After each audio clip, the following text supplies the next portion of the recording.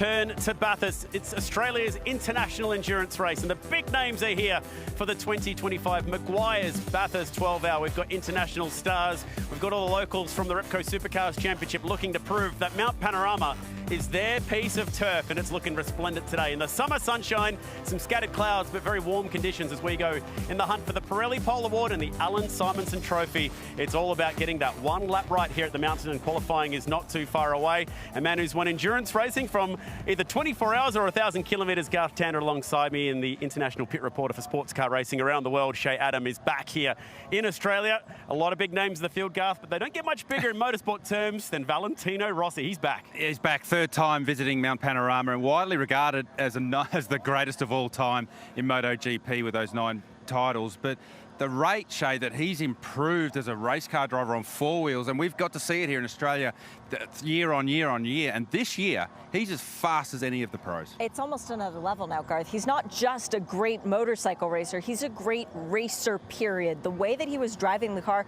particularly in the full practice 3 yesterday, so smooth, so precise, he's nailed it. He has brought a lot of race fans with him here this weekend that all want to see the doctor here. But if you go over the last few years, it has really been a battle between Jules Gounon and Matt Campbell, the local hope versus the driver from Andorra, who picked up a hat-trick and has shown that really he's become the modern-day GT3 king of the mountain, Shay. It's almost as if Jules has claimed this place as his secondary home. It's his co-driver, Kenny Bull, who has a house on Conrad Strait. But to Jules, this is the race that he looks forward to more than any other throughout the course of the year. 5 wins between those 2 drivers over the last 5 years. I'm wondering if maybe this year we add someone else to that list of greats. Yeah, Matt Campbell back in a Porsche. It hasn't been a strong start to the weekend for them, though, so far, Garth. Yeah, they've really been struggling with that car and haven't troubled the timesheets whatsoever. I think 10th is probably the best they've been in any of the practice sessions going into qualifying. So they've still got some work to do. If anyone's going to be able to find lap time in a Porsche around Mount Panorama, it's going to be Matt Campbell. So if they can get that car into the Pirelli pole battle this afternoon, it'll be Matt Campbell that can get the job done. We've had 6 practice sessions from yesterday to today. They've run relatively green, so not a lot of on-track incidents to talk about. What we can talk about is very fast cars and how close it is amongst the GT3 cars in particular. And it was one of the local hopes, a guy who races here in the Bathurst 1000 in Cam Waters, who today laid down the quickest lap of the weekend. And Garth, it was very, very impressive, low into the 202s. Yeah, 202.7. So we've seen high ones and even very high 2 minutes in qualifying. But that heat that you spoke about earlier, Chad's very, very warm here on pit lane. And you can feel behind us quite a tailwind into turn 1. That means it's a headwind going into Skyline. So the conditions are quite tricky at the moment. So I feel like Waters has really laid down the mark, that 202.7. But, you know, we spoke about Matt Campbell, Jules Gounon, Maro Engel. They haven't showed us what they've got yet, and we'll see that in qualifying. You get the feeling that the field is closer than ever, Shay. You've seen it in all around the world with GT3 racing and different sports car racing that you get to go and visit at the great tracks in the world. This is a big circuit. To have the entire field of GT3 cars covered by tents is very, very close. It's almost unthinkable that you have so many different cars that are able to make their lap time around these very different circuits and very different parts of the circuit and get that close together no matter what. And the Mercedes, the oldest car in the field, able to still lay down the fastest lap. That tells you that it's good in these heat conditions. It's going to be very quick for the Pirelli pole battle. Well, I can see cars rolling out into pit lane. Garth, your final thoughts before we go green in this all-important qualifying session? Well, 2 qualifying sessions coming up, the slowest 50% from practice 6, and think about some of the names that are in this one. I just walked past the Ferrari garage. Chaz Mostert and Jackson Evans in the slow group. So if they're in the slow group, how fast is the fast group going to be? So there's a couple of cars that can get themselves inside the top 10 in this session. It's going to be fascinating to watch. What are you most looking forward to, Shay? Whoever is going to make it into that top is one story, but for us, Chad, it's going to be who doesn't. So I'm looking forward to see how people bounce back, because qualifying has proven to be very important over the course of winning this race, given history. 2 sessions to lock yourself into that Pirelli pole battle that'll come up later today. Only 10 cars get an invite to that all-important fast session and go hunting for not just the Pirelli Pole Award, but also the all-important Alan Simonson Trophy. And that is one that every single driver wants to at least win once in their career. The stage is set. Mount Panorama, the venue. I'm going to take you upstairs to our commentary team featuring Richard Crail, who loves this race, and the voice of international sports car racing, John Hindhaugh. Open pit exit.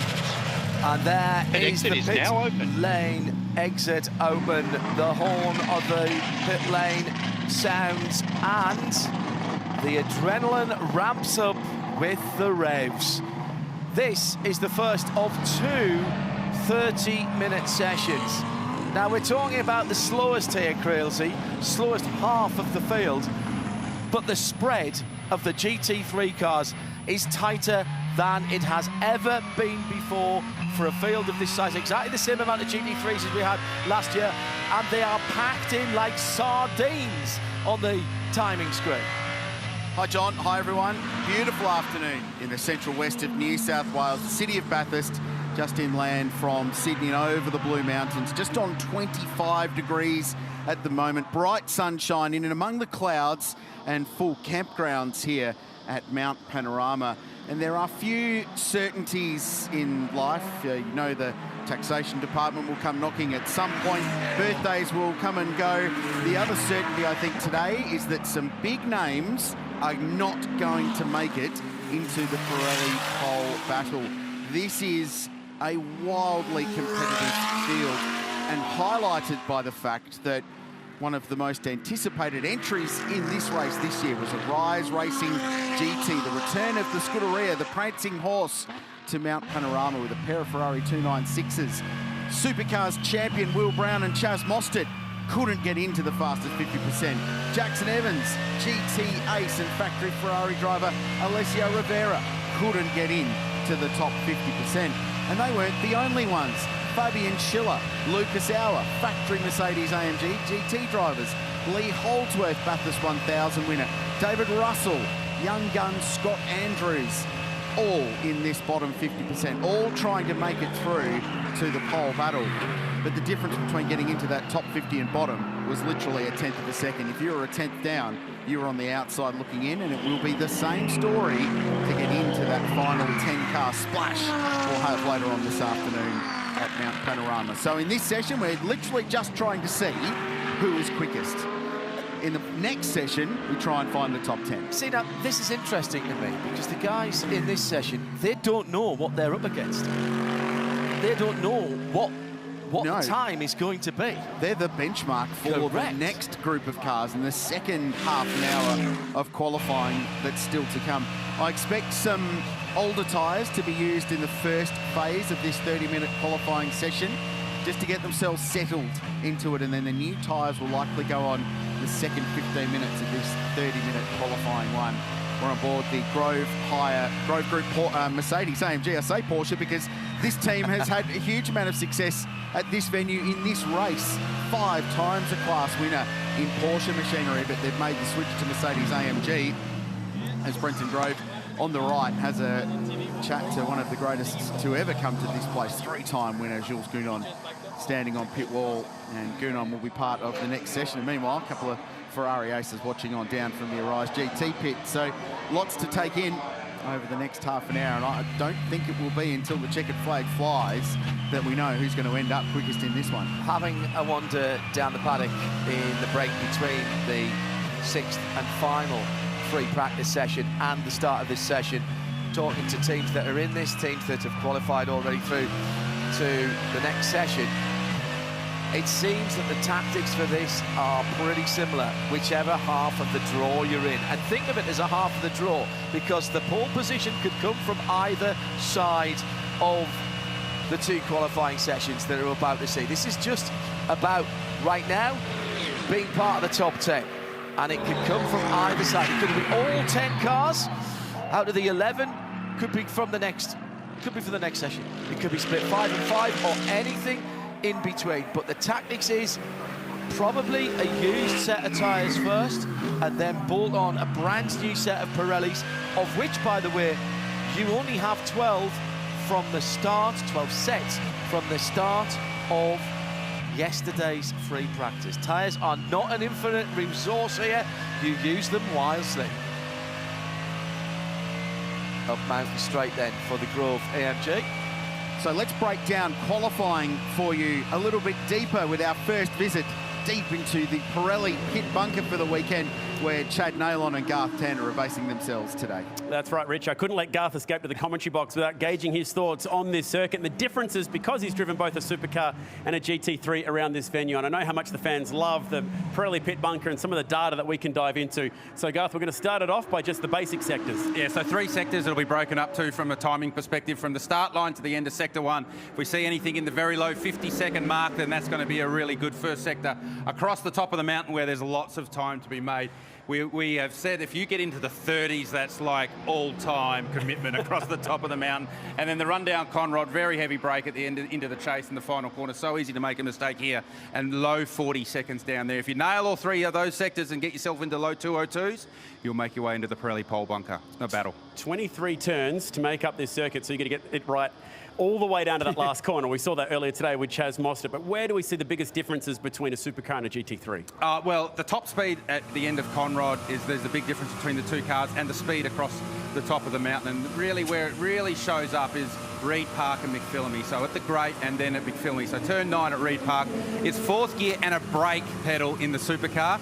In the GT car, it's 5th gear and just feather the throttle. Some of the GT cars will get through there just at 20% throttle. They won't lift all the way off. So the commitment required at the Great and then up to McPhillamy Park, you look at the speed differences there, near on 25k an hour at McPhillamy. So big commitment required there. But all that aero, you do have to pay a price for it down Conrod, don't you? And the speed differential down the quickest part of the racetrack is huge. Well, that's where the supercar makes its time back, is once they leave Forest Elbow, gets up to speed, top speed of just shy of 300k an hour.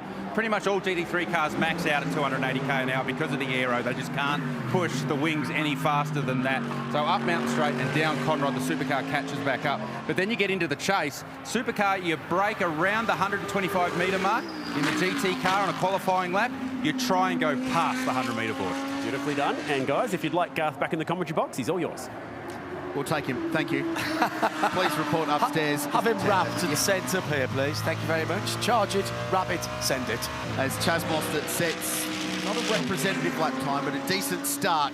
A 203.6 is here, a decent start. I mean, a decade ago, that would put you on pole by 40 seconds in this race, such as the progress of GT3 cars. Here's David Russell, Superbarns, Supermarkets, Mercedes-AMG, the brothers Konduras, James and Theo. Bathurst winner Luke Youlden aboard this car. It's a really strong all-round entry. 203.3. Scott Andrews in this car for Gaia Valmont Racing's just gone quickest at a 203.2. So already some pretty decent numbers on first flying lap, first push laps in this session to get into the low 3s. But we're talking off-air just before this qualifying session that, I mean, pole is going to have to be in the 2s, probably low 2s if not a 1. But even to get into that Pirelli pole battle this afternoon, you're probably going to have to do a 2 to get down to that benchmark based on the lap times we've seen so far. And everyone's been keeping their cards incredibly close to their chests so far. The poker game up and down this pit lane has been outstanding. And no one's had a tell yet about what they've got in their deck and ready to go in qualifying in raw speed. Not yet, anyway. And we've had some downright bluffing going on to continue the card playing analogy, possibly stretching that a little bit too hard. High 3, a low 3, 3-1, 3-2. Will that be enough to get you into the 10, or are you going to have to be knocking on the door? Well, I mean, Scott Andrews has already nailed a 3-2, so you're going to have to be in the 2s. You're going to have to be in the 2s to get into the 10. It's as simple as that. So Scott Andrews, quickest, 203.26. David Russell second. Chaz Mostert sits third, but's on the lap, and Jackson Evans currently sits in 4th.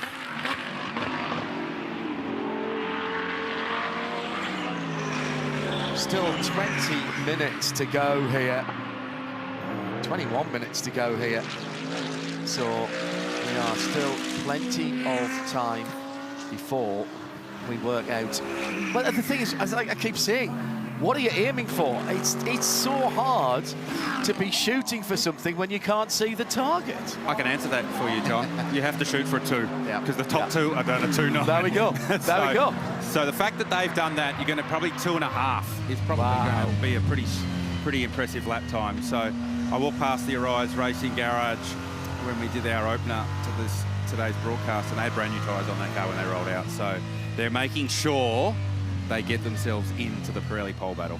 And is that a distinctively different tactic then, Garth, here, where they haven't bothered going out on old tyres and putting the banker in. They're worried about maybe a red flag later on.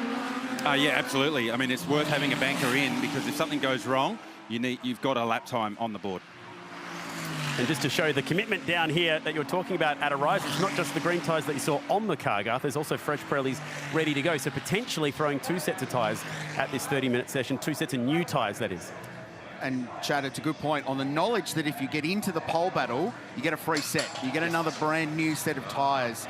So it doesn't eat into your tyre bank too much, especially if you're probably doing 2 or 3 real push laps on that set anyway to get yourself in there. So Chaz Mostert 2:02.95, 13 hundredths quicker than Scott Andrews at a 2:02.96, who in turn is 24 hundredths quicker than David Russell at a very, very nice looking 2:02.98 in the Mercedes AMG. So Ferrari, Audi, Mercedes AMG, all covered by 0.037 of a second in the twos. I remember in this half of the draw, if we're going to call us that, we've been watching who gets closest to the wall at the top of the mountain.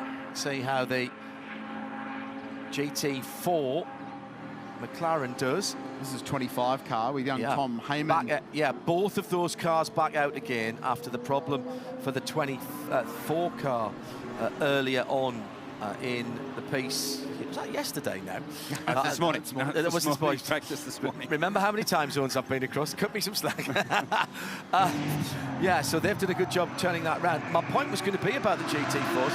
We have got the 3 GT4s in this session. Adam Christodoulou, the MG Works driver, is qualifying the AMG number 19. Both of the McLarens out, as we've mentioned. And we've got the single invitational class, that's the KTM, for whom, yes, they're in a class of 1, but they are battling the mountain and the laps and the time, and getting to the checkered flag tomorrow is their absolute avowed aim. And if they do that, that's party time as far as they're concerned, Rich. You can do a 14 in a GT4 car at this venue if you're having a really good day, and Adam Christodoulou is certainly the driver to do that. 16-1 currently in this Mercedes AMG GT4, and GT4 the entry level into top flight GT racing in the domestic championship. Very, very strong. 17 and a half minutes to go in this qualifying session. Quali 1 at the Meguiar's 12 hour. And it's Chaz Mostert still on top and going around again for a second push lap. So he took a little lap off. He punched out a 2:02.95, had a cool down lap, and now he's pressing on again in this Arise Racing GT Ferrari 296. Turbocharged V6 power in the Ferrari, and he's matched his best sector across the top. He set a personal best in the first. Some improvement on here for a winner of the great race and a 2-time pole sitter here in the Meguiar's 12 hour. People tuning in from all around the world, gents, and coming in on hashtag B12HR, B12HR.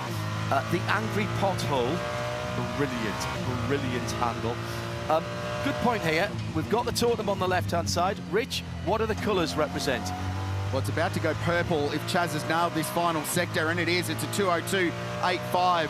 So if it's purple, it's session best out of anybody. If it's green, it's personal best for that driver and or car. So a 2:02.85. Chaz moves the benchmark a little bit further forward now. And in terms of what colours are behind the numbers? Class colours, so the, white number on a black box is a Pro car, green is Pro-Am, blue is the silver class, and predictably enough, the bronze coloured number is the bronze class. So like for like. So 4 different categories within the GT3 race. And then the yellows are the GT4s, and the red is the invitational class. So hopefully that gets you up to speed with what is going on. Ultimately, while we're racing tomorrow for the GT3s, we'll be looking at what's going on at the front of the field, but those class battles will come into it, and depending on how the race plays out, we could see any of those classes at the sharp end. And indeed, we could see any of those GT3 classes, Garth, in the Pirelli pool battle. Yeah, well, it doesn't matter if you've got a fast driver. It doesn't matter if you're in the silver class, the bronze class, or the Pro-Am class. Doesn't necessarily mean you don't get to go with the fast guys in the Pirelli pole battle. So that's going to be something that we keep an eye on. I found a little bit of gold at the end of a rainbow, literally, the rainbow-colored car. The Group M Mercedes is going to serve as background for us, so forgive the noise, but they're warming it up for the next session. when we talk about sticker tires, we're not using that as any sort of analogy. There are actual stickers on each of the Pirelli tires before it goes out. Now, some of the teams in different series like to actually peel the stickers off, and you'll see they're coming off on their own. They will very easily be obliterated once the car gets out of the racetrack, though. So this set of Pirellis actually has 3 different stickers on it to denote 3 different things for the teams to be aware of. Each one of these sets, though, brand new, shiny. They even have the little nubs on them that you find on kids' bicycles when you first buy them those for Christmas. So for whichever driver gets to go out in this AAA, whether it's Maxime Martin, Mick Grenier, or Mauro Engel, looking for what would be an unprecedented 3rd Alan Simonson trophy, they're going to get Christmas morning in just a few minutes' time. And if you want to know how the teams know that there's still life in those tyres, the little dots that are around there, the little depressions, you're not looking at grooves because these are slick racing tyres. Those are your depth, tread, wear indicators. And they will move down across there on the face of the Pirelli tyre as they wear.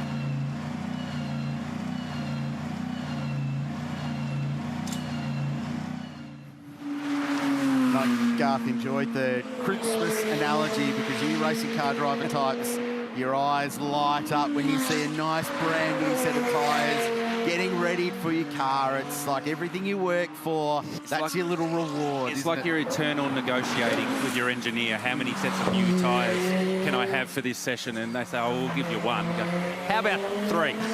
And then you're sort of hoping that you end up somewhere in the middle and maybe give us 2. Do you not have it written into your contract, low fuel, new tyres? Yeah. Isn't that the thing that everybody wants? Yeah, well, that's the thing that everyone wants and rarely gets. Because I'm yet to find an engineer that likes spending tyres. So, and the tyre allocation this weekend is something that you need to be very, very mindful of, even in a qualifying session, that you don't use too many because you want to take as many brand new tyres as you can in the race. And the allocation being just 12 sets of tyres from the start of practice, not from the start of qualifying, the start of practice. So they've already used a fair few sets of tyres to get to this point, and they'll continue to throw tyres at it in qualifying. So in the race, you want to have as many new tyres as you can, but I would imagine you'll see teams that have done a good job in practice and qualifying probably take 6 or 7 sets of brand new tyres into the race. We're watching David Crampton, who's the man behind this KTM program. A couple of test days coming into the event, but otherwise had not driven the car, or any other race car for that matter, since this event 12 months ago. So he came in a little bit green, but he said, I've done my personal best lap time by a massive margin. They've got the car going really well. And the team said, well, mate, you may as well qualify. So he's got the gig. He was, speaking of the new tyres, he was over the moon to get some new tyre running that Trent Harrison and Glenn Wood, his co-drivers, had hogged throughout all the weekend so far. So he's pretty pumped. Oh, it's nice that the guy that actually pays the bills gets to actually use his own brand new tyres for a change. Not the hired guns to get to go and qualify the car. Stunning looking car, the KTM Crossbow. And that's a sophisticated piece of engineering.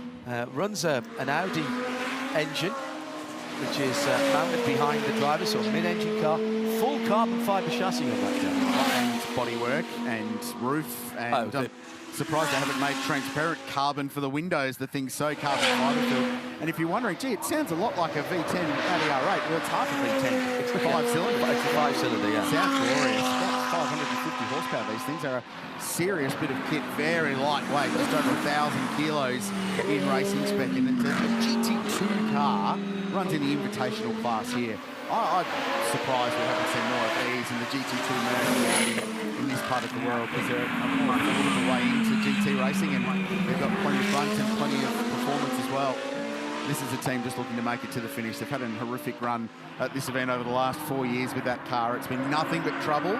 All they want to do is see the checkered flag at 5:45 tomorrow afternoon. I think they must have stood on a crack in the pavement whilst avoiding a black cat and walking under a ladder, and then fell into a mirror. It has literally been that bad. Coming down to the last 10 minutes. If you've got performance, get it out. No point in leaving it in the fast draw right now. You've got to get into the top 10.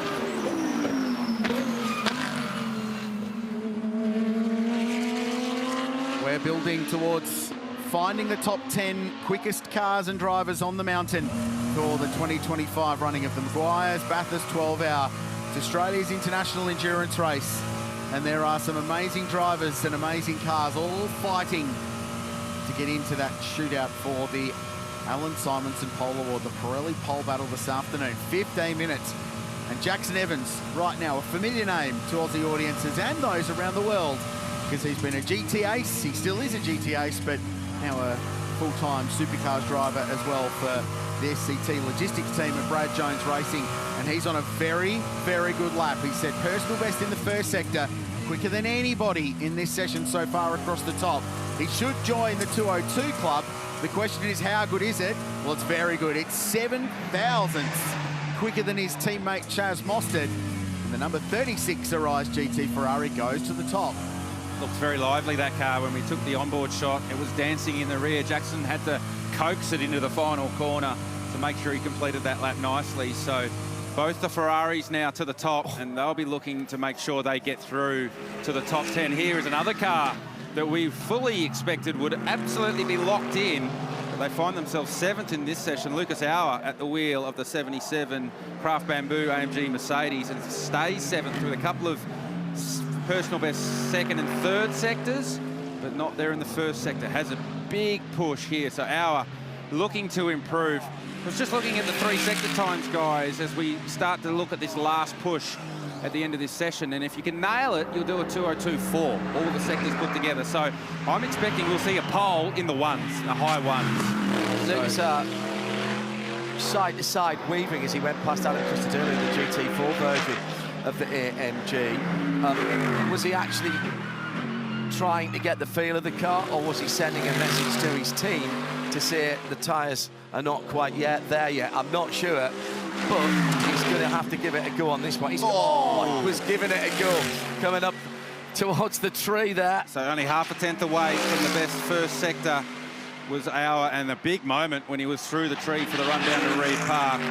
There's a big headwind now as you go over Skyline, so you can really commit and send the car, and he did. You saw the rear dancing as he went over the crest at Skyline, so no shortage of commitment from Lucas Auer on this lap. It's a good one to pick him up on. Now makes his way down to Forest Elbow, dancing in the rear again. You can see how animated the car is. We'll get an idea of the second sector now. Personal best, but 6 tenths away from Jackson Evans. So the Ferrari making lots of speed across the top of the mountain. I think it's fair to say that that car is rotating. 30-year-old Austrian, the reigning champion in GT World Challenge Europe Sprint Cup, runner-up in the DTM in 2022, and comes from a little bit of racing royalty. His uncle, Gerhard Berger of Formula One fame.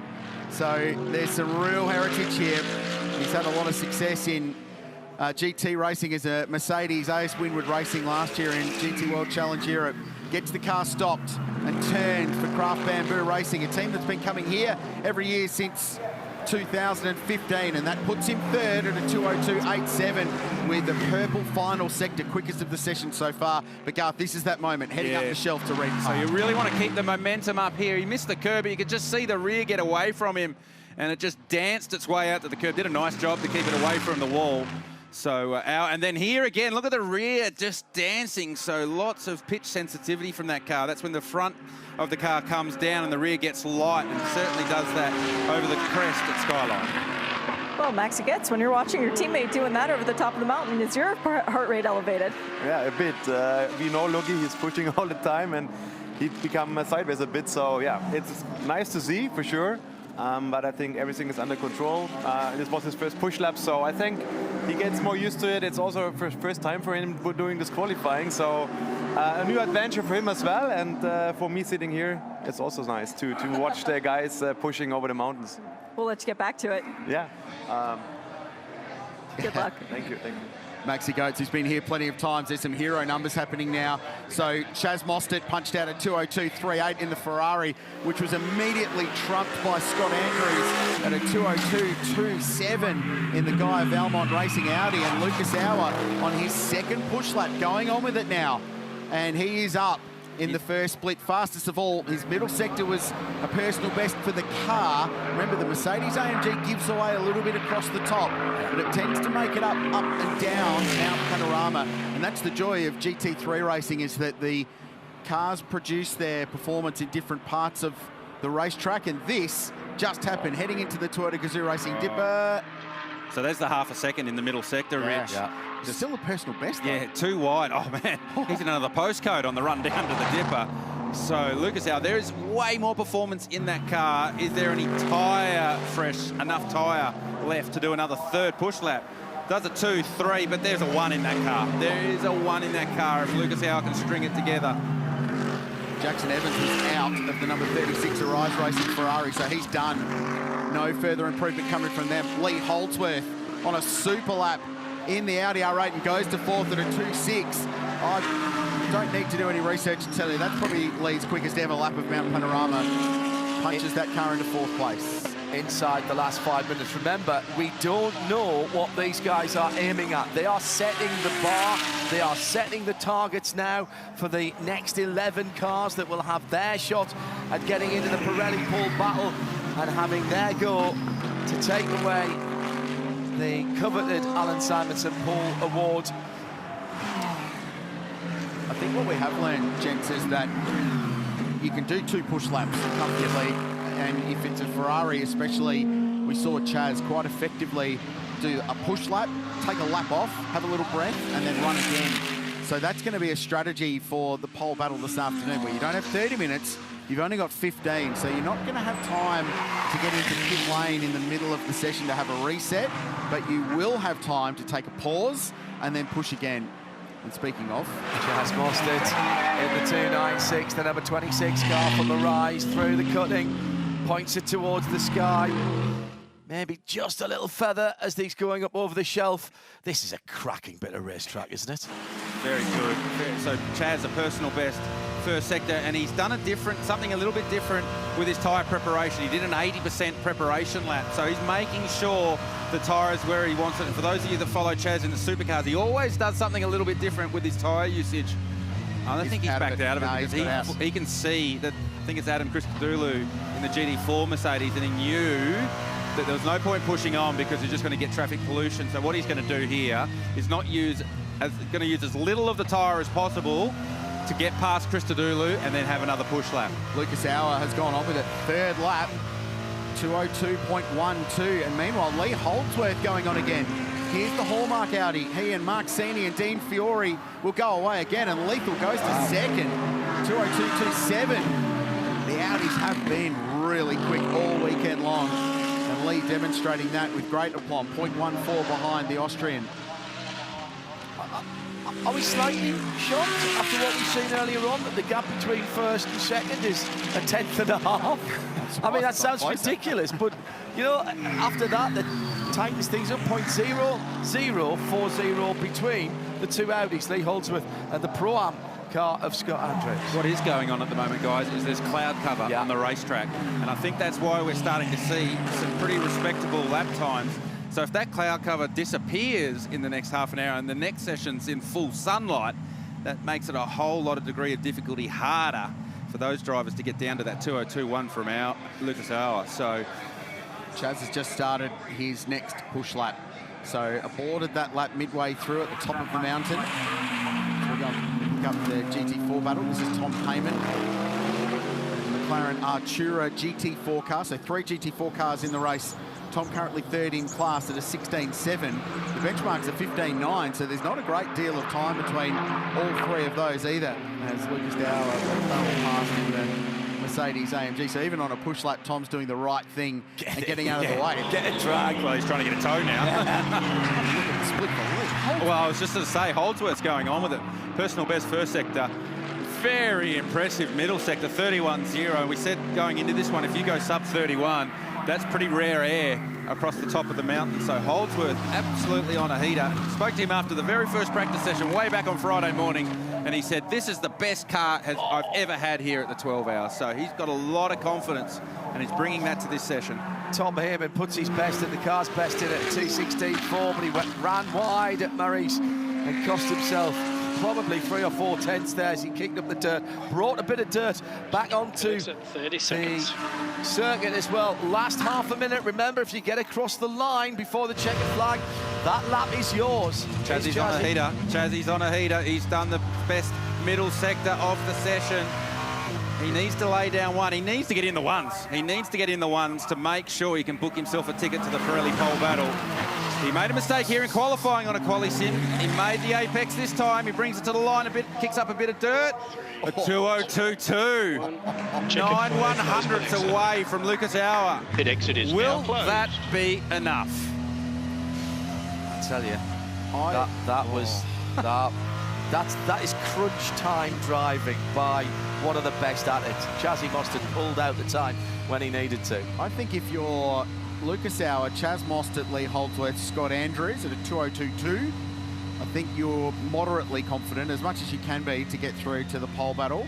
Beyond that, Fabian Schiller at a 2:02.6, I don't think's fast enough at this point. No, I don't think a 2:02.6 will get it done.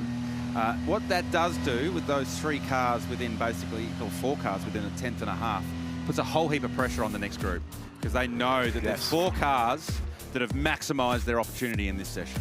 So 0.096 between Lucas Auer and Chaz Mostert at the top only. Lee Holdsworth, player of the day so far. Outrageous stuff in the Hallmark Audi. And Scott Andrews racing in Oz for the first time in 10 years. The boy from Torquay in Victoria doing a really nice job in 4th place with Fabian Schiller next. Adam Christodoulou gets pole position, defending winners in GT4 and 9th in that group, but on top in GT4 with Tom Heyman and Jake Santalucia on his debut next. And well done, David Crampton, 2:13.8. Absolute personal best lap in the KTM.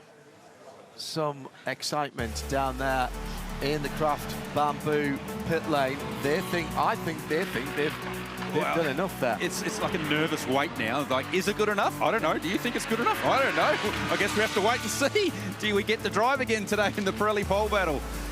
It's a long half hour coming up. Scott Andrews, gee, he's been good. The guys that put this program together, great mates and business partners, Marcel Zalura and Sergio Perez, tapped Scott on the shoulder and said, come and be our pro, and boy, he's delivered. So too Lee Holdsworth, Bathurst winner. Race is part-time now, but man, he has driven superbly for Team MPC and Hallmark Property Group. Chaz Mostert, as always, worth the price of admission to Mount Panorama and drove the Ferrari very hard, but perhaps not with the ultimate raw speed that we perhaps would have expected from these 2 cars, based on what we've seen in the past for them. And then the story of that session was Lucas Auer doing an outstanding job for Craft Bamboo Racing. One of the things I noticed that, Garth, and you'll have picked up on this as well, you were talking about the back end of the cars dancing around. All those top 4 cars were really rotating quickly. They were pretty loose at the back. That's fine for 1 lap. You do not want that for the 12 hours on Sunday. Absolutely had the quali set up in it for those ones. We saw that from Lucas Auer. That thing was dancing. It was good enough to get the job done. Well, what a great start. And the best thing is we've still got 11 quicker cars, theoretically, at least on paper, to come. A great session, Chad. The big story was Mercedes-AMG on top and Ferrari P2. Yeah, very, very impressive drive from Chaz Mostert and getting the Ferrari close to potentially a berth in that Pirelli pole battle. He's just pulled up the car at the front, so we'll give Chaz a second to get out of the car. We might see if we can get Jackson Evans for a quick word. We'll Jacko over for a moment and just discuss his lap, 2:02.8. A handsome lap, so you pop up a few spots there, but do you think that's going to be enough to keep you into the 10 today? Yeah, obviously it's always hard to know. Not an ideal session for us. We've sort of been struggling a little bit for car speed, and yeah, I felt like it was an all right lap then, but everyone went faster towards the end. We just didn't really feel like we had much more than that. So, great job by Chaz. He's a fair bit faster, and the car's obviously working well. We just need to try and maximise car 36. Such a rapid expansion for this team over the last few years, but particularly here this weekend. How's everything gelling? And certainly throughout the weekend with pit stop practice as well. Yeah, look, it's been awesome to be part of this from the get-go. 12 months ago we were talking about entering GT World Challenge, and here we are at the 12-hour with 2 cars, one in Pro, one in Pro-Am. So it's an awesome effort by the team. They've done a great job. There's still some little teething issues, which you would expect with a new team, but really cool to be part of it, and I think we're only going to get stronger, especially across the race tomorrow. Thanks, Jackson. Chazzy's taking his helmet off, so we'll get to Shay. Well, down here with Scott Andrews. Scott, a few hours ago we were talking about how you'd never been out there on stickers, and you were trying to figure out what it would be like for the pole attempt. P4, you think that's good enough to stick? Yeah, I don't know. We'll see. Obviously, it's a good group of very talented race drivers. So yeah, we'll see. Obviously, thanks to my engineer who helped me bring the tyres in a good way. I didn't think we'd go that quick, but every lap you gain confidence around here. Especially for me, like we said before, it's been 10 years and it's my first time in the Audi, so kind of every lap is just like, oh yeah, I can go a bit quicker here, and yeah, you know, ultimately my job is to bring the car home as well in one piece, right? So yeah, really happy with that lap, and yeah, congrats to the team, and I hope it sticks, fingers crossed. But yeah, I mean, the next group of guys are insanely talented as well, so who knows? Yeah. We're about to find out. Good luck, Scott. Thanks, Shay, appreciate it. Speaking of that next group of guys, let's take a quick sneaky peek, because the next garage over happens to be Team WRT with their BMWs, and they have a couple of guys who can go for their second Alan Simonson Pole Awards, and guess what? They're getting the opportunity. In the number 46 BMW, that's Lello. That's Raffaele Marciello, suited up and ready to go for this qualifying session to try and get himself into the shootout. And in the sister car, the number 32, the black one, well, that's going to be Sheldon Vandelinde for the fast qualifying session. Right now, though, let's see. Red helmet in the car. I believe that is Sheldon, already strapped in and ready to go. Thank you, Shay. We'll find out who makes it through to the Pirelli pole battle in just a few moments' time. It's building to a big afternoon here at Mount Panorama. Speaking of building, the Repco Supercars Championship is not far away, and it all kicks off with the Sydney 500 in just a few weeks' time. The fans have spoken, and now 2025 is set to be a year like no other. Are you ready for the most sweeping changes in the history of supercars? More racing, more unpredictability, and for the first time in series history, finals. Yep, we're supercharging the series. The 2025 Repco Supercars Championship will be contested across 13 huge rounds, 6 states and 2 countries. Across those 13 rounds, 34 races, and an increase of more than 1,200 kilometres of racing action. All your favourite circuits from 2024 are locked in. Plus, we welcome back Queensland Raceway and the Bend. The 13 events will be made up of 3 parts, crowning 3 different winners. First, the Sprint Cup, starting in Sydney with a motorsport festival that includes live music and speedway racing into the night. The core of the sprint rounds will feature 3 races per weekend, 2 120-kilometre races on Saturday and a 200-kilometre refuelling race on Sunday, with the Grand Prix sticking to the popular 4-race format. Then we switch to endurance mode with a return of the much-loved Enduro Cup, featuring 500 kilometres at the Bend, and the big one, the Repco Bathurst 1000. It is showtime! Then it's finals time. Just like every other major sport in the country, if you want to be the champion, you have to perform when it counts. 10 drivers will get a points reset to battle it out for the title. We lose the lowest 3 in points after the Gold Coast, and then another 3 following Sandown. Then the final 4 drivers head to the grand final on the streets of Adelaide, where we crown our series champion. Throw in a new Dunlop tyre compound, and you've got all the ingredients for a show like no other. For all the dates and further information on this all-new format, head to the Supercars website. The Repco Supercars Championship. Always evolving, always entertaining, always unforgettable.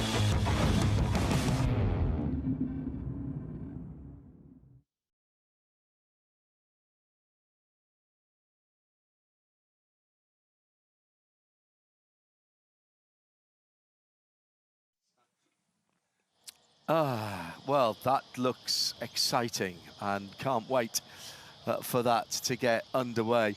Hey guys, we just saw those shots, and you heard the voices of the guys who got out the cars or in the teams. All week, the drivers and the teams have been saying, qualifying, it's 12 hours, doesn't matter. It doesn't matter. How much tension was there down there in that pit lane for the guys who've put their times in now? But it doesn't matter, Garth, apparently. Well, I did say to you guys that 21 teams and driver combinations will say at the end of this session, qualifying doesn't matter, it's not that important. And the one team that's on poles go, absolutely, we were 100%, we want that pole position. Yep.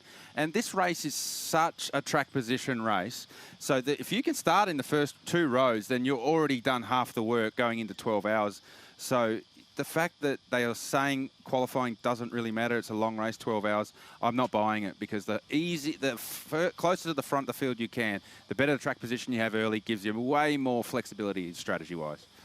Race hasn't been won from pole position since 2017, when it was a bit of a clinic from Maranello Motorsport and the Ferrari team, and Tony Vilander, who was the fastest moving thing on planet Earth that day. He was extraordinary. But yeah, but it's been won from the top 7 almost every year, and only one outliner was 2020 with the winning combo that year coming from 11th position, the Bentley.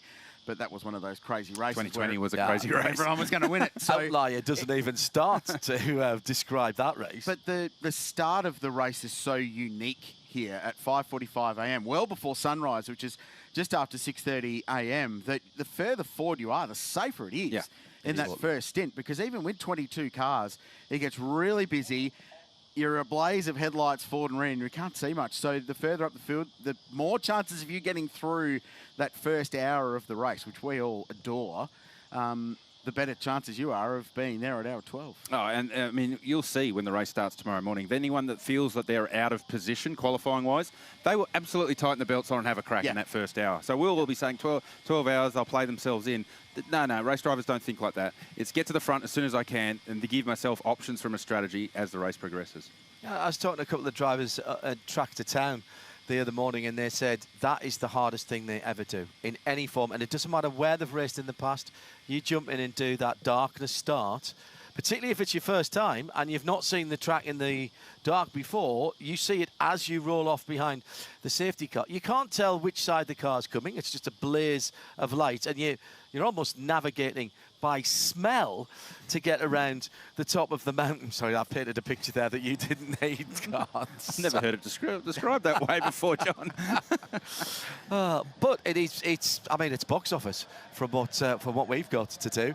So we're getting ready for the second 30 minutes, and we will find out if those times set will be quick enough to get into the Pirelli pole battle.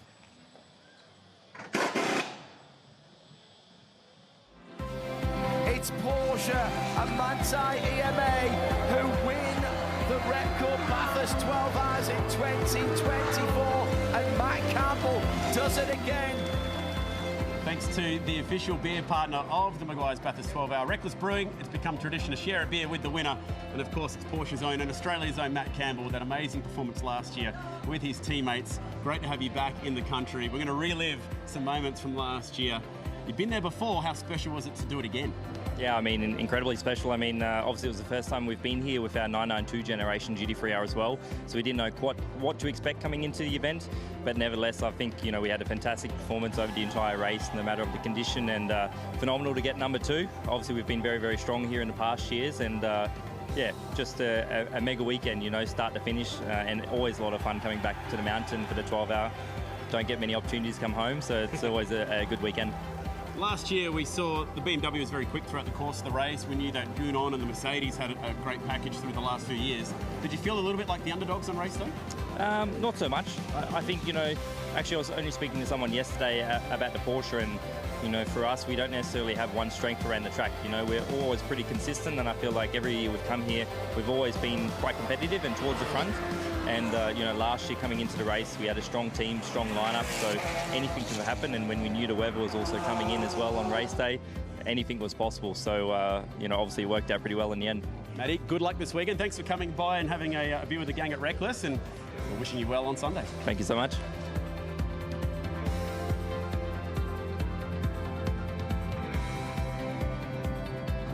He has some special memories. Warwick's own from Queensland, Matt Campbell, and the good news for Aussie fans is he's going to go in hunt of another Alan Simonson Pole Award here today. He is in that car and ready to go. So, Shay, that is good news for the Aussie fans. We love seeing Matt Campbell tackle the mountain. We've seen part 1 of qualifying, and for Craft Bamboo and for Mercedes, they've got their nose in front at the moment, but it was certainly with a huge amount of trying from Lucas Howard's car. I mean, Lukey, as he's known by all of his Mercedes friends and family, was pushing as hard as he could. So much pressure. First opportunity to go out in a qualifying session like this. He knows the car, still learning the track effectively. I mean, do you ever really learn the place? It's amazing that lap that he managed to do that despite the fact that he had one or two mistakes in that session. The one at the Dipper in particular, he looked like he was at no chance of making it back to that corner, but still put in a 2:02.1. Will it be good enough to see him progress through to the top 10? Will Chaz Mostert make it in there? With the likes of Cam Waters and the other big Aussie names, will they be able to get their nose ahead of the international drivers? Looking forward to this second part of qualifying. Or will there be a red flag? And the times that we saw set in that first session, good enough to make it through to the shootout? We have to wait out and find out. It's a very, very good point. Sun is shining right now, cloud cover hovering. Let's get back to commentary. Adam, what are you saying? What are you doing to us? It's a fair shout. Well, it is a fair shout, but talk about tempting fate. Coming from a racing family, hello Bill, I know that you're tuned in, watching from Florida. He's going to be disappointed with his daughter there. Red flag, beautiful sunglasses that Shay is wearing. Blue Red Sunnies on board with the event this year. Yeah, on sale here at the venue. We've all been rocking around though. Very, very nice. There's some particularly stylish ones being worn out. Our head of broadcast, Nathan Prendergast, has gone full DJ spec. Oh, he has. We need to we'll get a shot of those at some point. He looks like an emoji. Yeah, he does. Actually, he's an emoji. It's great. So, to recap, 11 cars back out on the racetrack. Time to beat is 2:01.12. That's the benchmark. Lucas Auer, Craft Bamboo Racing, Mercedes AMG GT3. Chaz Mostert, 2:02.22 was second for Ferrari. Lee Holdsworth, third. We're looking to find the 10 quickest cars, irrespective of whether you did the time in the last session or if you do the time in this one. So if you can only do a 2:02.5 in this session, probably not going to make the Pirelli pole battle this afternoon. And we're not setting the pole here. Listen to what Richard's just said.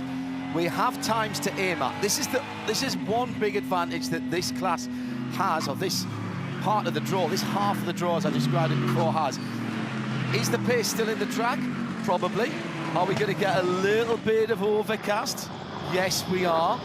But that still doesn't guarantee. You've got to execute absolutely perfectly, Garth Tander, and you've got to get out there. But at least they do know what they're shooting at. Yeah, that 2:02.1, very, very competitive time. Actually, that time of Lucas Auers would have had him second in this session last year, combined. Wow. So the 10th car in the combined session from last year did a 2:02.89. That was Alessio Piguarello in the Porsche for EMA Mante. So if that was the case now, pretty much, in fact, all of the GT3 cars from the first half would get in. So I'm thinking we're going faster than last year. So a pole last year was Brock Feeney in the 888 Mercedes, a 2:01.89. So they're the numbers they'll be shooting for, but a 2:02.1 is in the game. I'm a little bit confused at what I'm seeing right now, guys, because everybody has those beautiful sticker tires that I showed you and told you about in the last session, except 75 Express, the team that's won this race twice. And they have a set of very worn Pirelli tires that are going to be going on that number 75 machine for Lucas Stoltz. He's been doing the qualifying duties, and should they make the Pirelli pole battle, he will be the driver tasked to do that as well. But I'm curious as to see the condition of the tires that come off the Mercedes that he just took out around the mountain, because were those stickers, was he scrubbing in another set potentially? Well, he comes in and hits his marks. Yeah, they just scrubbed in another set of stickers, but the tires that are going on the car now, they are not the fresh rubber. It's beautiful stuff. That would get him a top 10 time. Sorry, John, brand new tyres going on. The GMR entry from Mara Engel car 888 though, so they've put another set of brand new in, but they did the same thing. They rolled out in one slow lap. And roading tyres. Yeah, still preparing tyres for the race tomorrow. We saw a lot of that in the lead up through practice over the last day and a half. Particularly the European-based AMG teams very diligently preparing tyres at the start of every one of the practice sessions, and they're prepared to give up effectively 10 minutes at the start of this qualifying session to do some more tyre preparation ahead of tomorrow. 30 minutes sounds like a long time. It's more than enough to put a fast lap in and out of fast and a back in. We've seen that before. However, are you rolling the dice a little bit, Garth, in case somebody does drop it somewhere? Well, we have a component failure. Track gets oiled down. Yeah. To Shay's point earlier, there is a red flag, a lengthy red flag for whatever reason that might be. And if some of the cars in this session put a lap down and the GMR car and the 75 car don't put a lap down, they're starting at the back. Yep. It's not like they're starting behind the GT3 cars. They're starting at the back behind the GT4 cars. Yep. So, oh, here we go. Matty Campbell's come into lane 2 as well, and he hasn't set a representative lap time. So, some very alternative strategies for qualifying going on right now.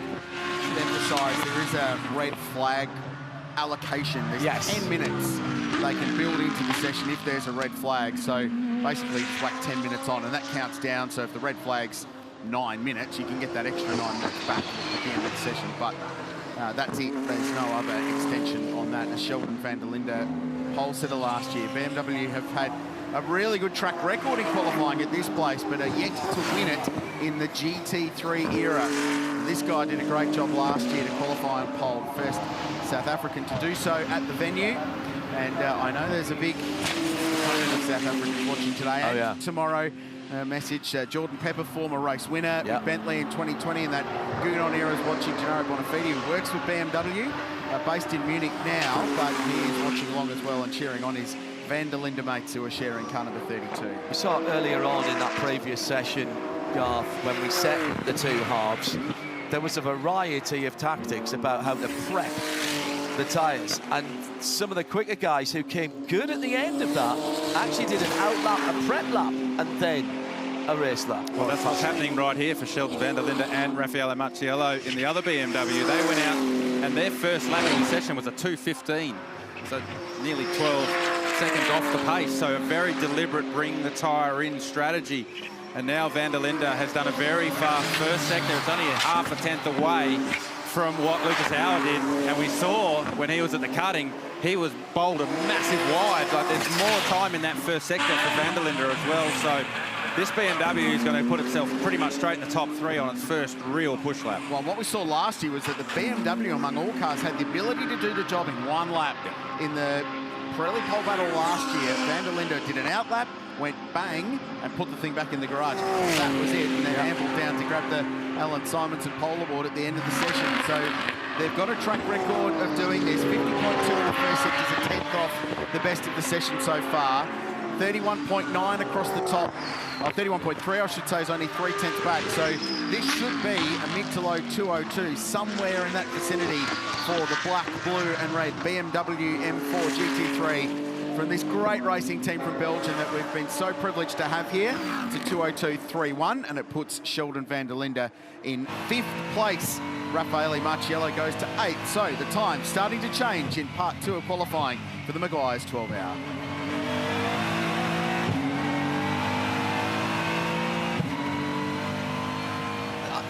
This is fascinating. This is absolutely fascinating to me, at how this has been stitched together, Garth. We talk about an endurance race being a battle of skill from the guys on the wall as much as the guys behind the wheel. There's actually quite a bit of strategy going into this short session as well. Remember, nobody has to be the quickest here. You just have to be 10th or better. Well, are you going to risk it by not giving it your all, given how tight it is? I mean, you have to lay it on the line in this session just to ensure that you do make it inside the top 10 in the Pirelli pole battle. So I really like where we've landed with qualifying with the GT cars, because I think through the COVID area, we sort of tried the top 10 shootout thing and it didn't quite suit these cars. And it's great that we've left the one-lap shootout for the Bathurst 1000, and then we end up with the Pirelli pole battle for the GT cars, and that really suits these cars. And if you're good enough to do it in one lap, you can. If you need 3, take 3 and maximise the car. Sorry, Rich, I can't see anybody sort of saying stick.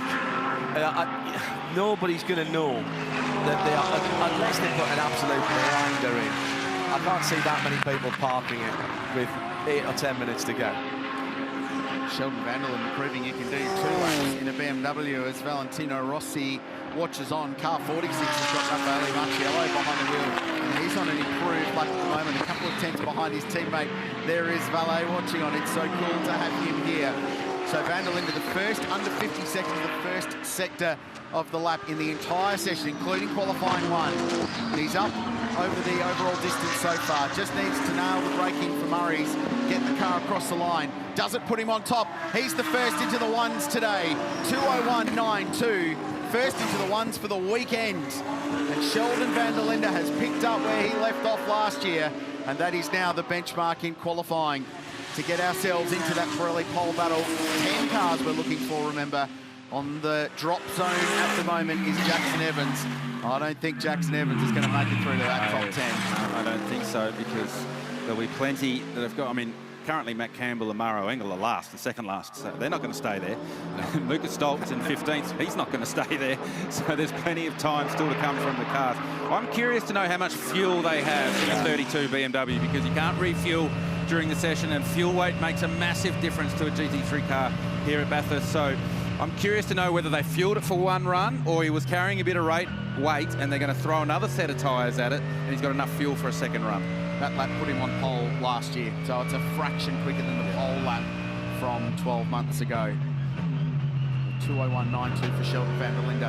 Lucas Stolz has been given the job of qualifying car 75 for the second time. That lap's a 2:03.1. Chad, and puts him in 12th place. Just as you guys were questioning whether or not there'd be enough to go for one more run, a new set of Pirelli tyres rolls out for Sheldon's car. So hopefully we do get another little Hollywood lap at the end. I hope we get a Hollywood lap at the end as well. Well, because the car will be faster, because it will be lighter, and the driver will be faster because he's got his eye, and he's probably already picking his lap apart in his head right now on the way back to the pits, figuring out how he can go faster again. So it's going to be a fascinating end to this qualifying session.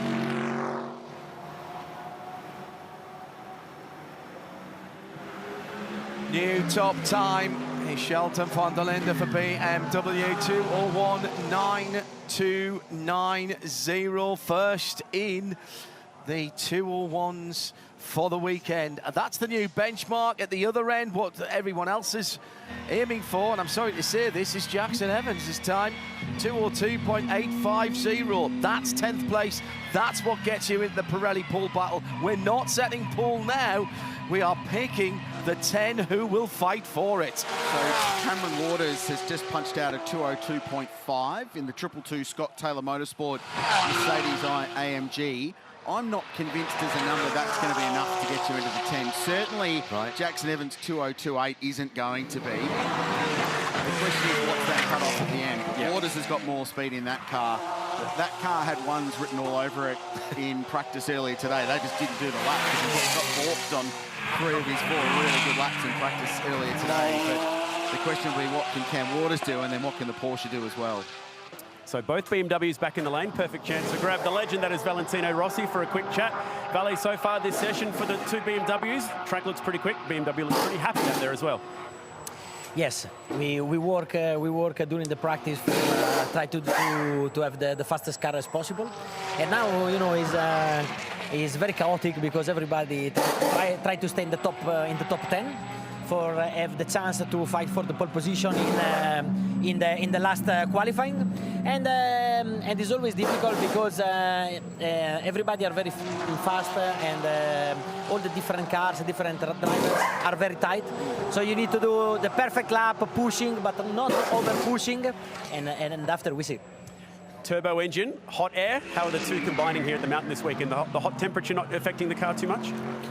Yeah, our problem is that usually we are faster in the morning, faster in the evening, but during the hot temperature, during the midday, we suffer a little bit more because we have the turbo, but nobody know our pace for the race, and also we can improve the car also from today to tomorrow. But looks like that we are quite competitive, but you know, I think that we have 6 or 7 cars that they can win. Bring it on. Thanks, mate. Thank you. Bye. Box office in every single aspect of what he does, Valentino Rossi. I've written a number down, Garth. I'm committing to it. I've written it down. 2:02.3 for the Pirelli pole battle, Harry. Well, our primary screen, John, goes to 4 decimal points. Yeah. And I'm thinking you're going to have to go to 4 decimal points because that's how tight it's going to be. So I think your number's pretty good. I think a 2:02.3 will get you in the game. Whether it's a 2:02.30 or a 2:02.39, it could be that close. Shay? young Mr. Schurig, who was given qualifying duties in the number 91 Porsche, just missed his pit box. Now, reversing on the pit lane is not allowed. He didn't panic, and instead, he headed back out on the mountain. So that's going to take about 5 minutes away from that team, a Porsche team that's already been having a bit of issue during this session. They were fast in the last session in FP6, not fastest, but it means that they're going to have to really push now toward the end of the session to get into that top 10. Still 15 minutes to go, and from race control, the fastest car overall at the moment, Sheldon von der Linde in the number 32 BMW from Team WRT, is under investigation. A breach of the sporting regulations. This is one of those minutiae ones you dive deep into the regulations about. So basically it's a regulation that states that cars must leave their pit bay in pit lane order. So from pit exit down the garages, if for any reason the car is not able to start the session as described, the car must wait in its pit bay until all other cars have passed. So basically drop to the back of the queue. So I'm wondering if they're investigating that car 32 didn't do that. They didn't drop to the back of the queue. They've been pitting those BMWs the opposite way around all week. Oh, but that was when they were coming into the box. I would say it's when they've been leaving, so... Okay. And I wouldn't mind betting that that's WRT, one of our international teams, falling foul of one of our local rules that we're so used to in supercars. Shay may have more. I've got news on the 888. This car has yet to set a fast lap with Mauro Engel behind the wheel. Representative time sits at the bottom of the chart. That's because they've come down the pit lane 3 times. They have scrubbed in 4 sets of Pirelli tires, taking advantage of this opportunity, assuming that it would stay green. Well, so far, so good. Now Mauro is out there virtually by himself on the racetrack. Let's see what magic Mauro Engel can get done. If anyone can work magic at this location, Shay Adam, it's Mauro Engel, 2-time Alan Simonson Pole Award, and at the bottom of our timing screen, it shows what the practice and qualifying record is, and it's the only pole lap here under 2 minutes and 1 second, and it was that man, Mauro Engel. He's on track in qualifying for the 12-hour.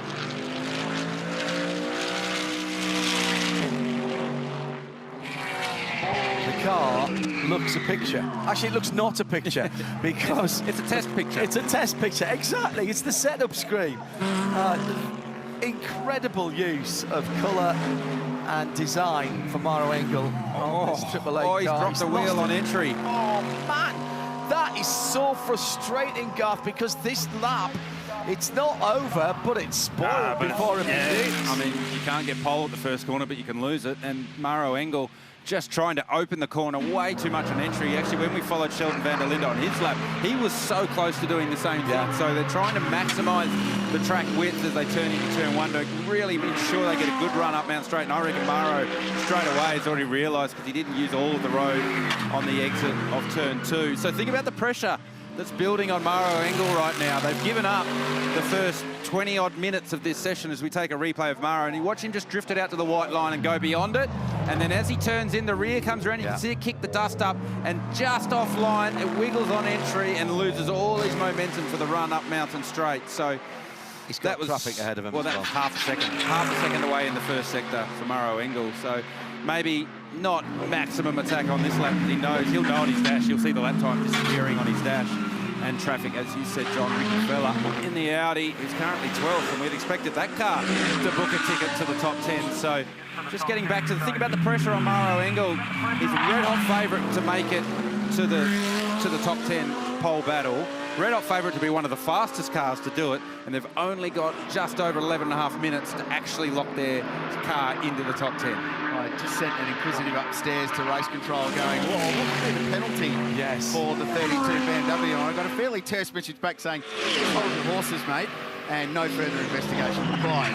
So, can't help race control, but we just want the answers quickly. But no further investigation for the WRT BMW team on that potential breach of pit lane procedure. Listen carefully, you can hear the sigh of relief from down in the boxes, not far away from right under our feet. This again is crunch time. We're coming down into the last 10 minutes. Mauro Engel, he does it again, you know. He was right there, slightly wider track. The rear wheels are slightly further spaced out at the back and the front, and the right-hand Pirelli was right on the edge of the white line there, which means that a little bit, maybe an inch or two, of that right rear Pirelli was hanging over the edge. This is a critical lap, because you look how much time there is left, just over 10.5 minutes left in this session. If this lap doesn't go well and he gets traffic and it's polluted, they have to make a decision on this lap whether to come and get another set of tyres. Oh, he's absolutely blocked. Yeah, oh, look at that. Oh, wow. The cutting is full of the... Was that Mucciello? 75 Express, as well as the BMW, and he's got a pit. He's got to dive into the pits this time around. Surely that is an absolute disaster for the car that's sitting in 17th at the moment. My goodness me. 18th, Maro Engel. He's not pitting, guys. They have no Pirellis in this garage. They've already thrown 3 sets at it, but he's staying out. Qualifying on the mountain continues to build, and Maro Engel is in all kinds of pain, and despite ducking and weaving between Raffaele Marciello and Lucas Stolz, he did set a personal best first sector, but he's barred from this lap and will go again.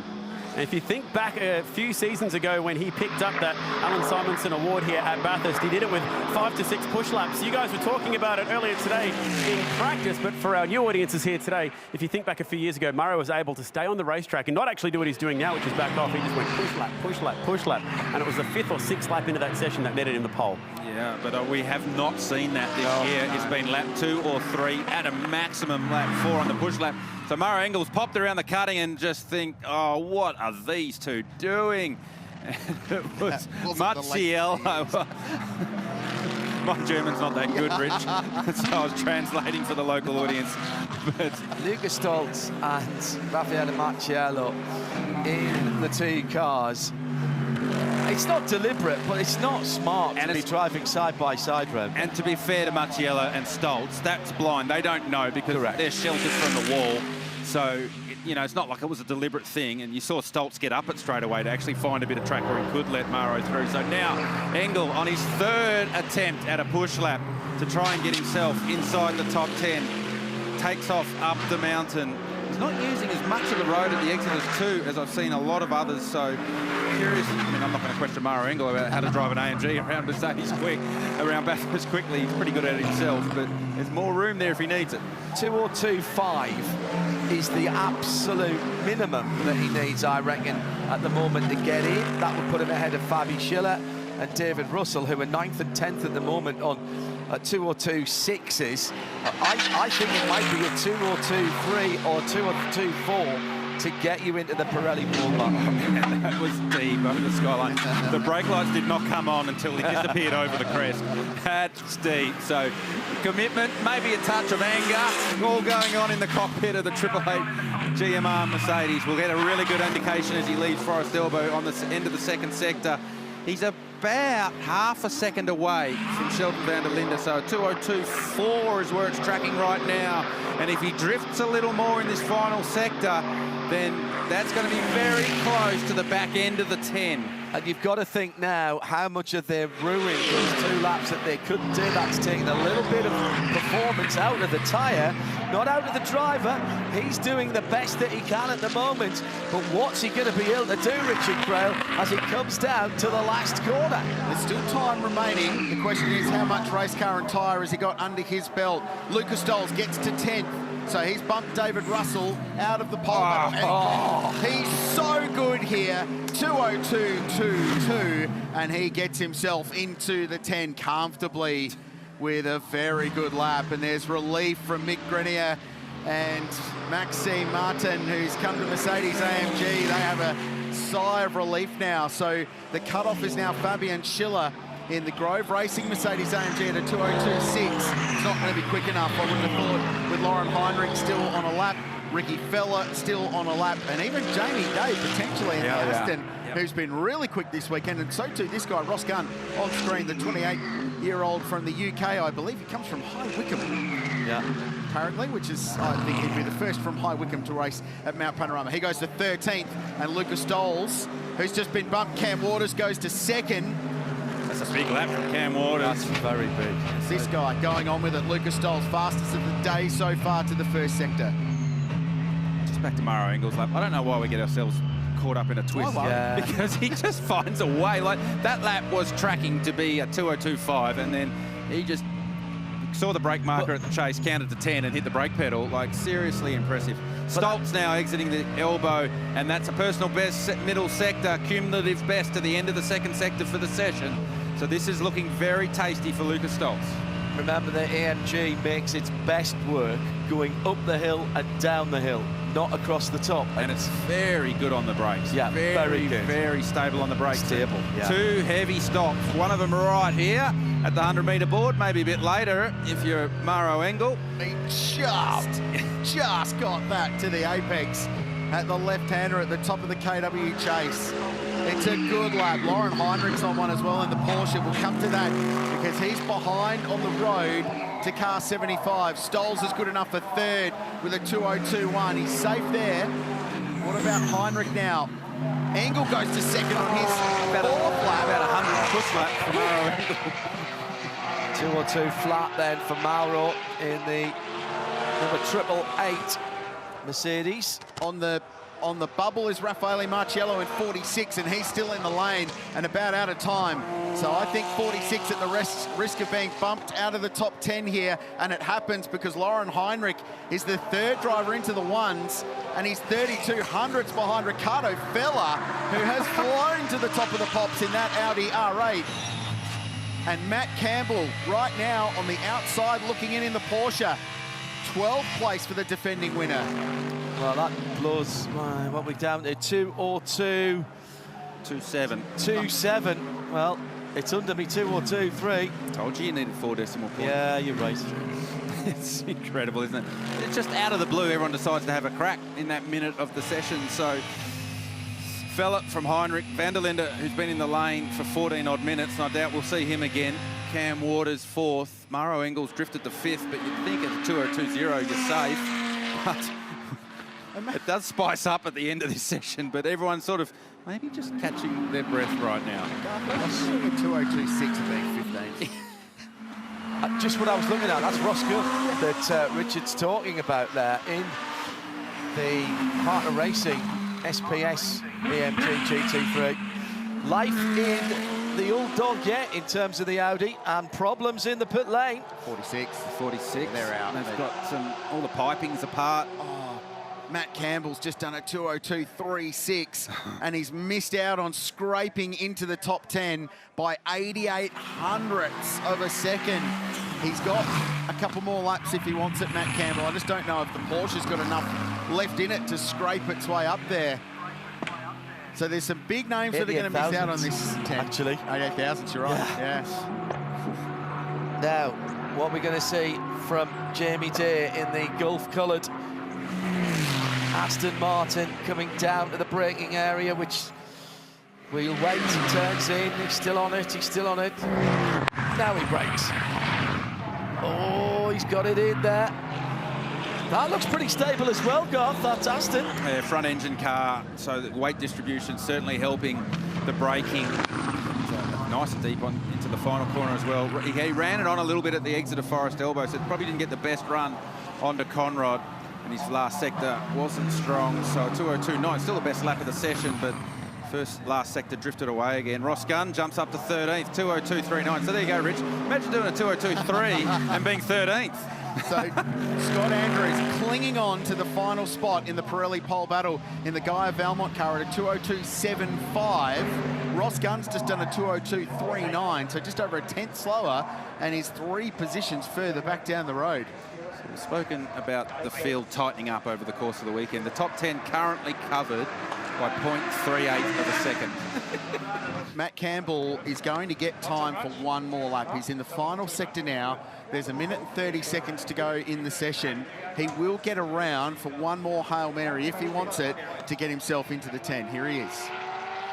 And just quickly, guys, the 46 is chasing a rising engine temperature issue, which they're struggling to diagnose at the moment. You can actually see it's leaking some coolant around the front of the car as well. They've got to the point now where I think they're just saying that They're out of time, really, if they're going to get this going back out. And a matter of fact, yeah, they're not out of the car. So they're not getting out, Chad. There's done. a minute 10 left. Yep. And at this point, unfortunately, it is what it is for this team. But yeah, they couldn't quite get to the bottom of that engine temp issue, but also not a great sign for tomorrow either. Matt Campbell, this is the last chance saloon for the number 911 Porsche, the Absolute Racing car. Brought in with 2/3 of the winning driving combination from last year at the Meguiar's Bathurst 12 Hours. He's almost got the track to himself. He's very wide at Griffins and catches the sliders. He was right over the red and white curbing there. But this is Matt Campbell on maximum attack. Matt Campbell doing Matt Campbell things again, isn't it, Richard? So that last lap to the preceded this push lap was a 2:07.9. So Matt did a nice cool lap to try and keep some goodness in the tyre. And he's having a crack. He's having a big crack. He will not die wondering on this lap, will Matt Campbell? It's a 50.2 for the first sector. We were on board for the majority of it. There was nothing left from that car. He doesn't have to beat the time of Ricardo Fella. He's racing Scott Andrews' time here at 2:02.275. Checkered flag is out. This is it. John, he needs to find 0.08 of a second. That's it. That gets him into the Pirelli pole battle this afternoon. He's got to do a 2:02.274.99999. That's all he needs to do. I say all, it's a big ask. He is on a personal best though. So across the top, all of that bravery and commitment and the downforce from the Porsche and the grip from the Pirelli has paid off. So now he's going to execute the final sector perfectly. Can Matt Campbell drag the 911 Porsche in? And he's got it wrong at the chase. A little error. Will that make him pay? He's out. He's rolled out. Oh no, he misses the top 10. The defending winners are going to start 11th. That is incredible. There's a sting in the tail, guys. Ross Gunn has just done the first sector, less than 2/10 behind the fastest for the session. It's probably the last, almost the last car on track. I think you're right. To do a lap here. So we'll just keep an eye. I don't think he's going to trouble Ricardo Fella as he debriefs with Paul Sepranich and Troy Russell from Melbourne Performance Centre. But guys, he must have just scraped in to get the I was last going lap. to say, and middle sectors, it's gone away a little bit. So maybe Ross Gunn suffering from what we saw with Matty Campbell, the tyre just going away on these last push laps as the drivers beg, just give me some grip, half a lap, that's all I ask. But it's not going to deliver. Matt Campbell does not want to have a chance at the moment. Ross Gunn then. Gunn by name, good driver by nature. Not a great middle sector. See if he stays out. Again, remember, he doesn't have to challenge that 2:01 that Ricardo Fella put in. It's all about 10th place. He's through in 13th. And my goodness me, didn't quite actually get his best time. His best was a 2:03.9. Oh, my goodness. How about that then, Krilsey? Oh, how about that indeed. Top 4 cars covered by less than 1/10 of a second. And it's Audi leading, Porsche leading, BMW leading, Mercedes, AMG. 4 brands in the top 4. Maro Engels scraped his way in. 4 cars from part 1 of qualifying made it through. So they're the 10 that will take part in the Pirelli pole battle later on this afternoon. Matt Campbell just misses out by 0.08 of a second. And you can see the class pole positions a little bit further down the leaderboard. What a great way to set the scene for the Pirelli pole battle this afternoon. Absolutely melting the wheels off his Audi out there today with a beautiful 2:01 lap time and topping the sheets. And heading into this Pirelli pole battle later today, Ricardo Fella, lovely lap time. Is that you absolutely maxed out around Bathurst? Yeah, kind of. Was a really good lap. The car feels great. We made some good work this weekend on the setup. I'm really happy. So yeah, let's see what the shootout brings. But from our side, this was kind of all.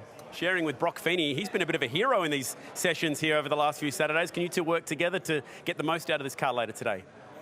Yeah, actually, when he drove it for the first time now in practice, I was quite surprised because the Audi is not the easiest car to drive. But you could feel that, yeah, he definitely has the talent, or he knows how to drive. So, yeah, I think we have a good lineup. And, yeah, now let's see what the race brings. It's quite long. and this last session as well. We're fighting for a very important trophy, the Alan Simonson Trophy here today, and the Pirelli the Pirelli Pole Award to go with it. So how much would that mean to you and the team? Yeah, it would mean a lot to me. Always love to come here. I think it's one of my favorite tracks, and to get a good car like this on a clear track with no traffic and with this weather, I mean, it's just amazing, and it would be awesome. Nice lap. Great to see some heartbeat still in Audi. Well done. Thank you.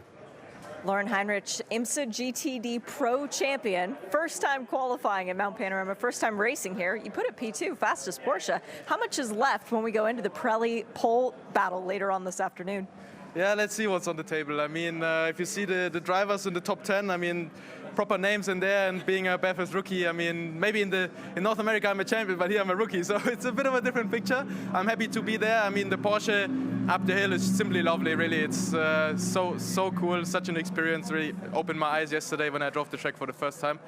Yeah, let's see for top qualifying. I mean, everyone got a proper quali shot now, so us drivers give the feedback to the engineers, and let's see what they can fine-tune for the top qualifying. Well, thanks for talking to us before you debrief with the engineers. Good luck later on. Thank you. Let's see if we can do this whole garage sneak around thing again too, because of course this car is sister cars with the one that didn't make it through. That was Matt Campbell in the number 911 Porsche. Now let's see if Matt is still in the garage and if he would be willing to have a chat.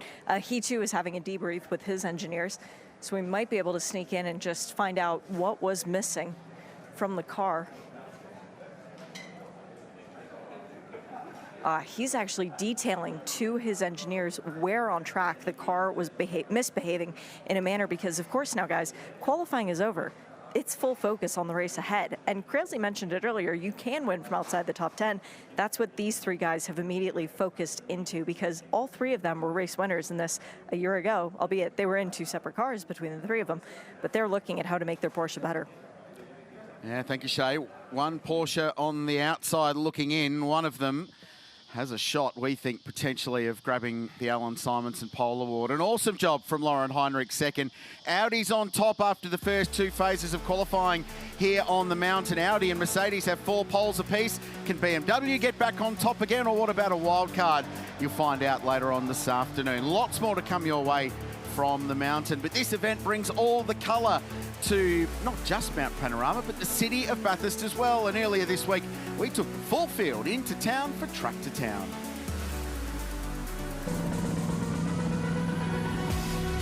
It's one of the highlights of the Meguiar's Bathurst 12-hour, the Track to Town. And as always, Shay, the city of Bathurst has got around it. Have a look at the people, live music, autographs, and of course, gorgeous race cars. I think there's actually more people here than there were last year. And last year was the first year of Rossi Mania. This year it's kicked up another level because of the cars we've got. Yes, great to see Audi with some representation here, because we don't see a lot of that anymore, sadly. No, Audi Customer Sport doesn't really exist anymore. So the fact that we have 2 Audis in the race this year is a big deal. And both of them are serious contenders. But who are they going to have to battle against? Well, the likes of Ferrari, for example. Yes, and this is the first time that we've had the brand new 296 here at Bathurst for the 12-hour. Now, that car has been very dominant in the Australian GT scene of late as well. So they're going to be very, very quick as a Porsche.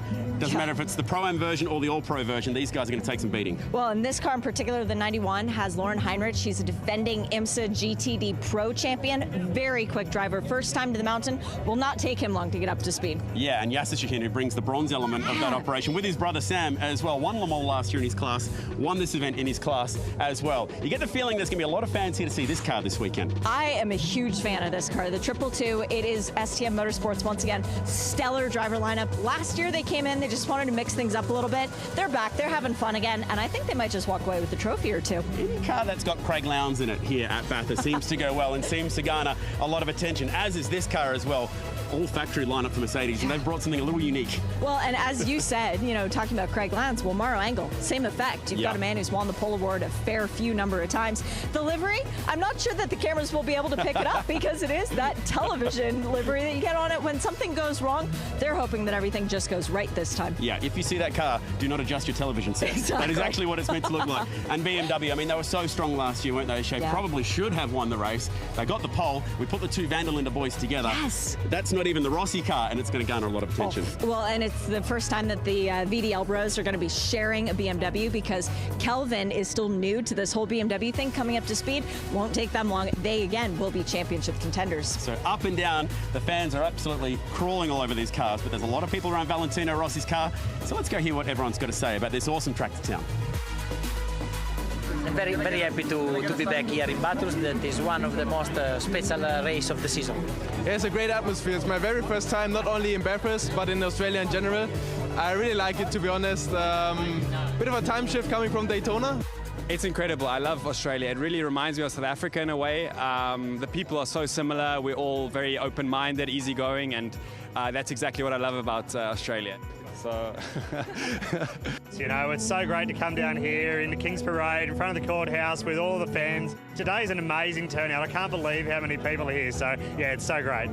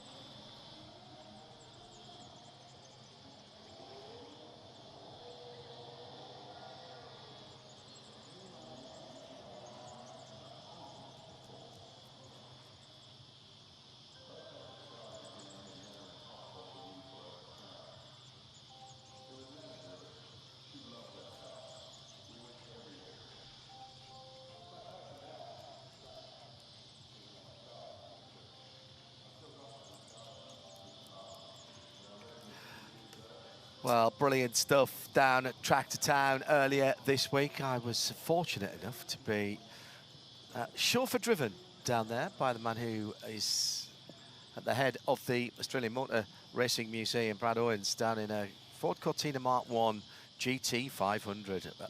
Actual car that won this, the big race, the 500 as it was in those days, Chad. And my goodness, it reminds me how small family cars. Brad and I are pretty big lads, particularly across the shoulders. Easy, I knew where you were going with that. Wasn't insinuating anything. And it was brilliant stuff. Just off the racetrack at Merry's Corner, always worth a trip down to the National Motor Racing Museum of Australia. Right now, there's some absolutely exquisite exhibits there. They're going to be swapping them out, and he's already planning for this time next year with a special exhibition leading in to this race. But literally every time I've been there, I go once a year when I'm here, and I have never seen it look the same 2 times that I've been across it. Yeah, that is pretty cool, the way that's curated for a little bit of variety each time. And when you think about how much history's happened here at Mount Panorama as well, good luck trying to fit it all into one building too, because there is just so many tales to tell from this part of the world as well. Not too far away from turning our attention to combined sedans. And there's been a few people from around the world who have seen this category sort of for the first time as well and thinking, this is unusual, this is different, I quite like this. I had an absolute cracking time this morning with Gary, who's joined us again on the far right of the Global Broadcast Centre. And we had a pretty decent race earlier on, dominated by the man on pole position. The question will be, can he get the same start and the same run? That car does seem to have almost an extra gear. The Jerry Bruckheimer gearbox on that, I don't know if he just keeps changing and changing and changing as he goes through that. But my goodness me, on the starts and on the restarts, it was a pretty impressive sight to see that green and yellow machine, the IRC, disappearing into the distance. Combined sedans, final race of the weekend, coming up next here from the mountain.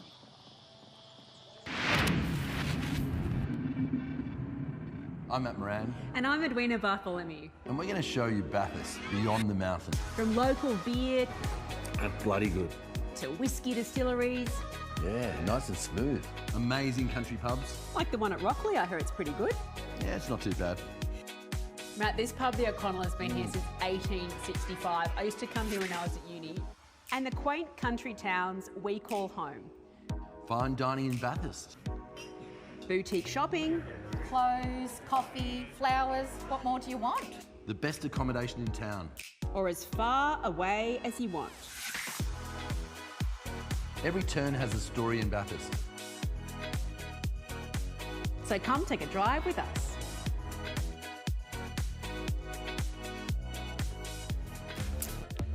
There's hidden treasures aplenty around Mount Panorama, a part of the world where once they travelled to seek gold in these hills, and now we come here for a different reason, to run up and down the hill. It's Mount Panorama, one of the most majestic racetracks on the planet, but really just one of the many great things you can see around the Bathurst region, particularly now when it comes to the local cuisine and a few places to wet the whistle, as well as we turn our attention now to combined sedans. They've been wowing the crowd here so far this weekend, and the international audience as well.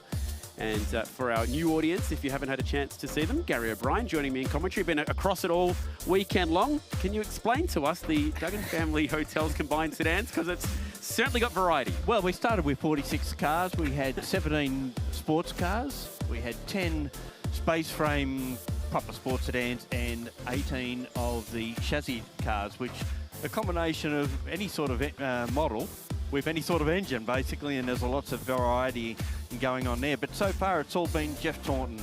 Jeff Taunton's won the first 2 races. He won the series last year, the series of races, and he won it the year before. So he's on a hat-trick for this weekend. He's on a hat-trick for 3 years in a row. Yeah, right. Can he get the job done here? Here they come now out onto the racetrack. And these cars, we're used to seeing them, the IRC cars, running in the 12-hour. That's been their common home for them recently in the Invitational class, but a big field of them ready to go here. And it continues their expansion as well. An Aussie-made product, which is great. They're built and engineered here in Australia and exported around the world. And any manufacturing store here in Australia, I think, is a winner. Yeah, there was one at the Daytona race just a couple of weeks ago. Beg your pardon, not Daytona, in the Dubai race a couple of weeks ago. And I believe there's one in America, a left-hand drive one went over there. That's the IRC MGT, the left-hand drive cars that you see. Yep. These cars here, of course, are all right-hand drive, but there are left-hand drive cars around, obviously.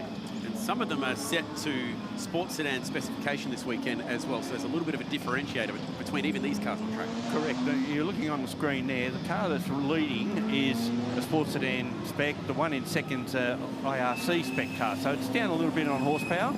And the third car is the same as the first one. And fortunately, it's got its front bonnet and clip back after it departed the car during the last race after a little touch-up with one of the marked cars going into turn 2. Gotta love the race fans at Mount Panorama, enjoying a couple of quiet ones.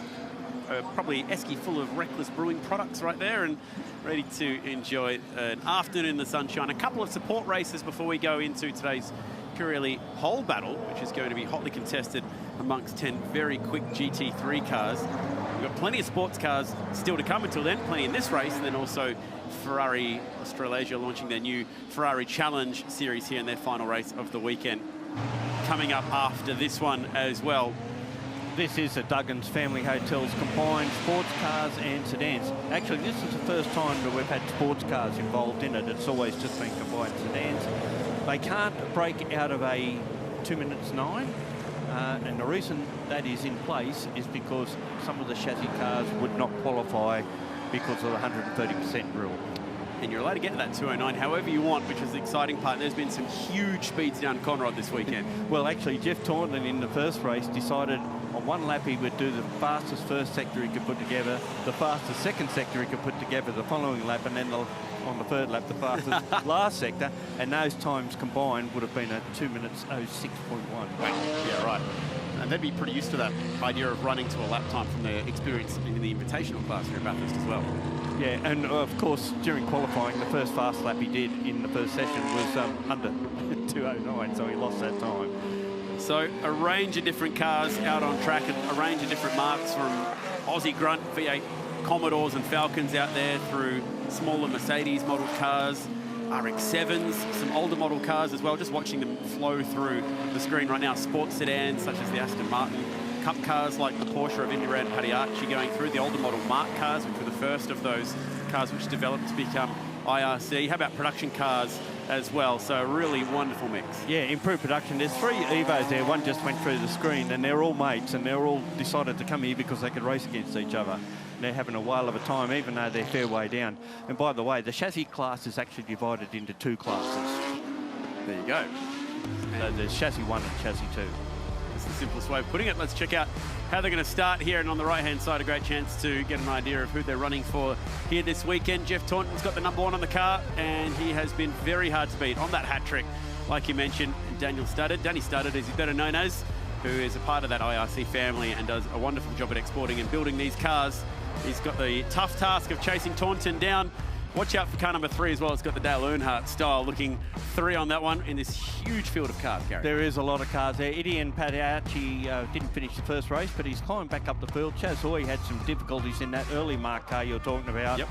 Didn't qualify at all well and has progressed well in the field as well. But as we go down through the field, you can see all sorts of things. Sven Burkhardt in that GT3S, one of only 27 Porsches built, and that was originally a Max Twigg Australian GT Championship car back around 2010. There you go, right back down to Dimitri Agathos. He's got some experience running in the Pulsar series before. And we go running down Conrad, just turned left out of the elbow past the Light Car Club, where nearly 40 years ago you heard the wedding bells, Gaz. Yes, I did. Well, it was 40 years ago tomorrow. How good is that? Congratulations, mate. 40 years of marriage. Where else would you rather be celebrating that but at your spiritual home of Bathurst at Mount Panorama? It's good to say that I'm still on my first wife. Lasted 40 years. It looks like Meguiar's been pushed down the field. Now, on the restart of the last race, we did see a little weave, so I suggest that maybe he got pinged for that, and that'll be a number of grid spots. Yeah, it makes sense. We did unfortunately see the safety car in that earlier race today. We didn't see it yesterday in what was a really fabulous race. We did have a prolonged red flag during qualifying. We'd love to see this one run under green flag conditions. Rolling start, huge field of cars. And just watch the aggression go up for this last race of the weekend. That run into turn 1. So close to disaster yesterday. Almost this morning too, with the two front cars locking up wheels going in. Not wrong, there was a huge big bellow of smoke off the left front corner of Taunton's car. Monstrous field, that is a great shot. We love seeing big, long tails of cars stream to the start line. It really makes you remember years gone by with big, big fields in the 1,000 as we get set for the final time as we go racing. Duggan Family Hotels, combined sports and sedan cars here ready to go for the 3rd and final race at Bathurst. You can see they're getting antsy at the front of the field. Taunton's got the extra horsepower to run it down to the first corner. And unfortunately, one of the IRC cars is straight to running wide. Kazuki missed it by a mile down there at turn 1. So cold tyres, we go running up the hill for the first time, Gaz. Yeah, and it's Taunton out in front now. It looks like Sven Burkhardt has had a problem, didn't get off the start, but I reckon they can get that car out of the way before they get around again. Started in 2nd, Lacey 3rd, and then it's the series sponsor, well, the category sponsor in Mark Duggan up the 4th. After he didn't quite start the first race, he had to start from the rear of the 2nd. Made great progress so far. Yeah, moving through this field in that beautiful Aston Martin, but from here it's going to be pretty hard to pass some cars ahead of him because what he's got up the road, those IRC cars, a lot of poke in a straight line, and from here in particular, they're so good at climbing the mountain. First lap, last race, and here we go across the top. Well, that was close, wasn't it, for Doug? A little bit high and dry under the tree. You see that BMW that went through behind Andrew McPherson's Porsche? That's got a Chev engine in it.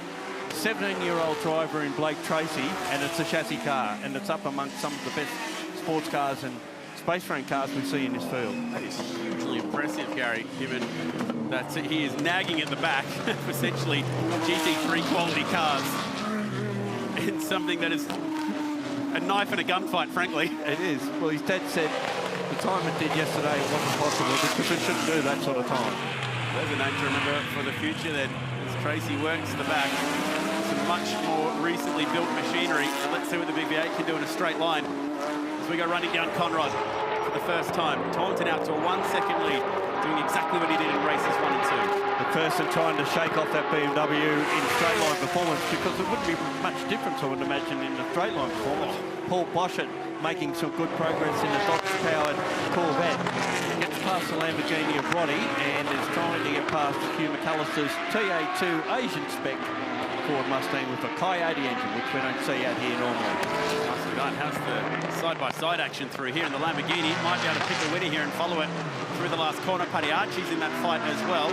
So Corvette versus Mustang versus Lamborghini versus Porsche.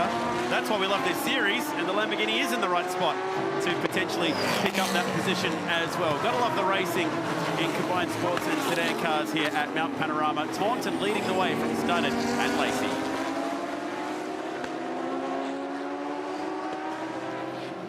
This Gary side by side and 3 wide up Mountain Straight. Hold on.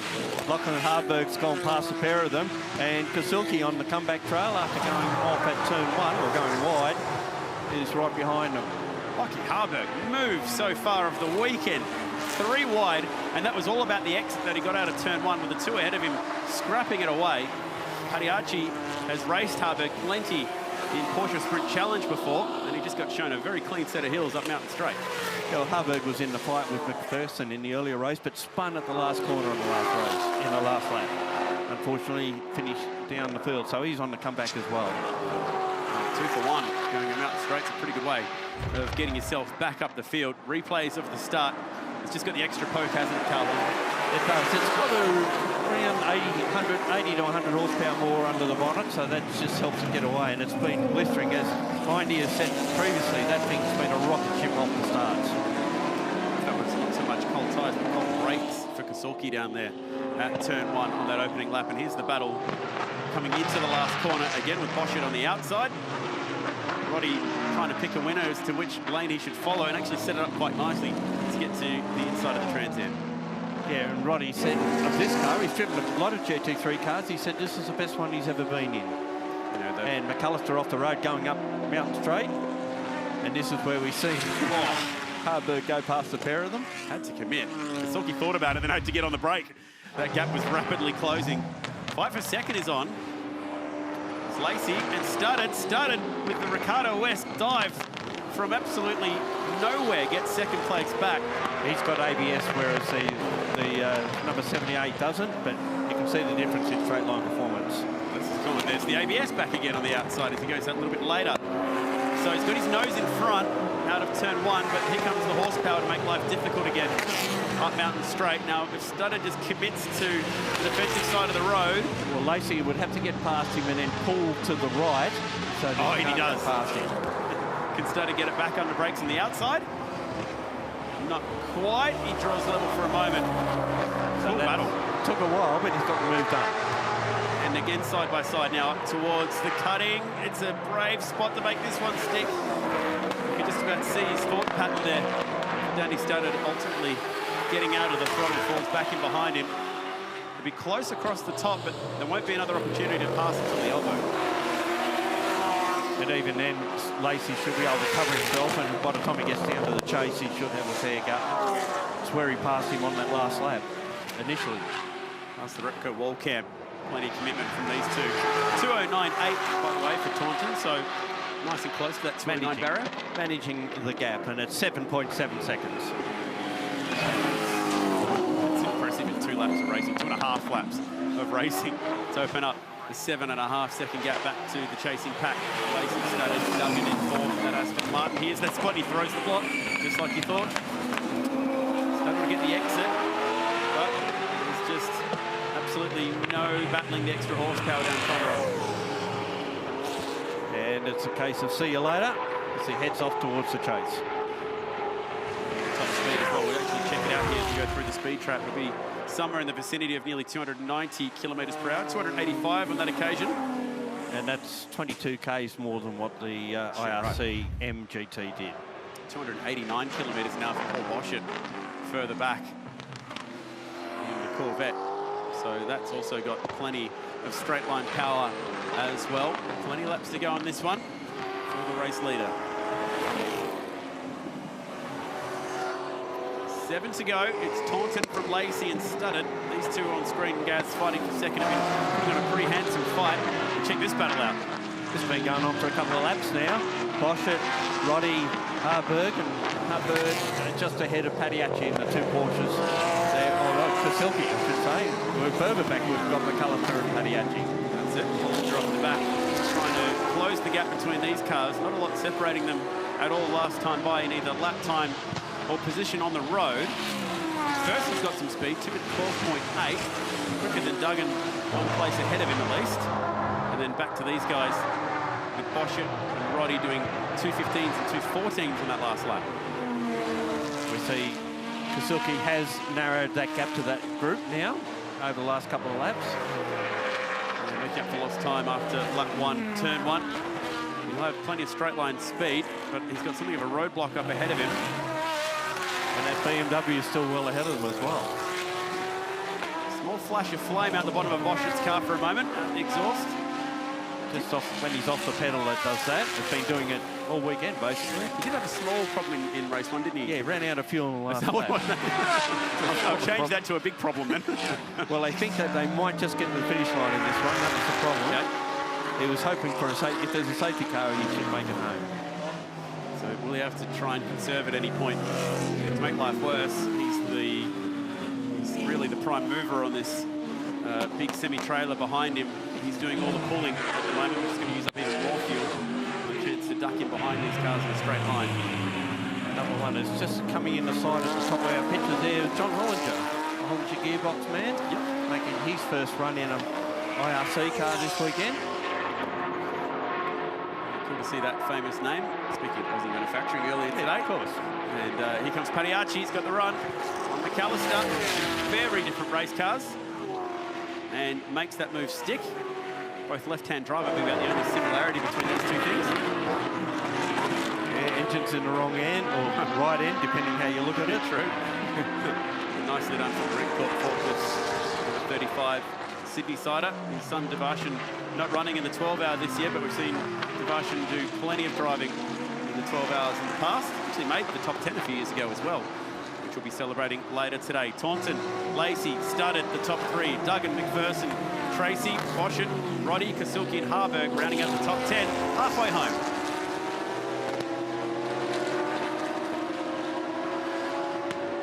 Gary, that lead now 8.3 seconds, and he's backed it off into the 10s last lap as well, so very gentlemanly.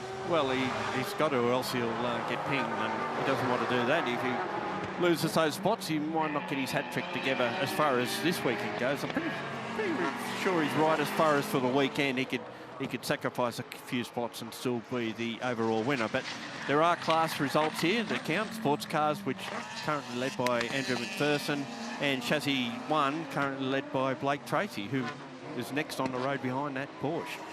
Here's some different cars on screen.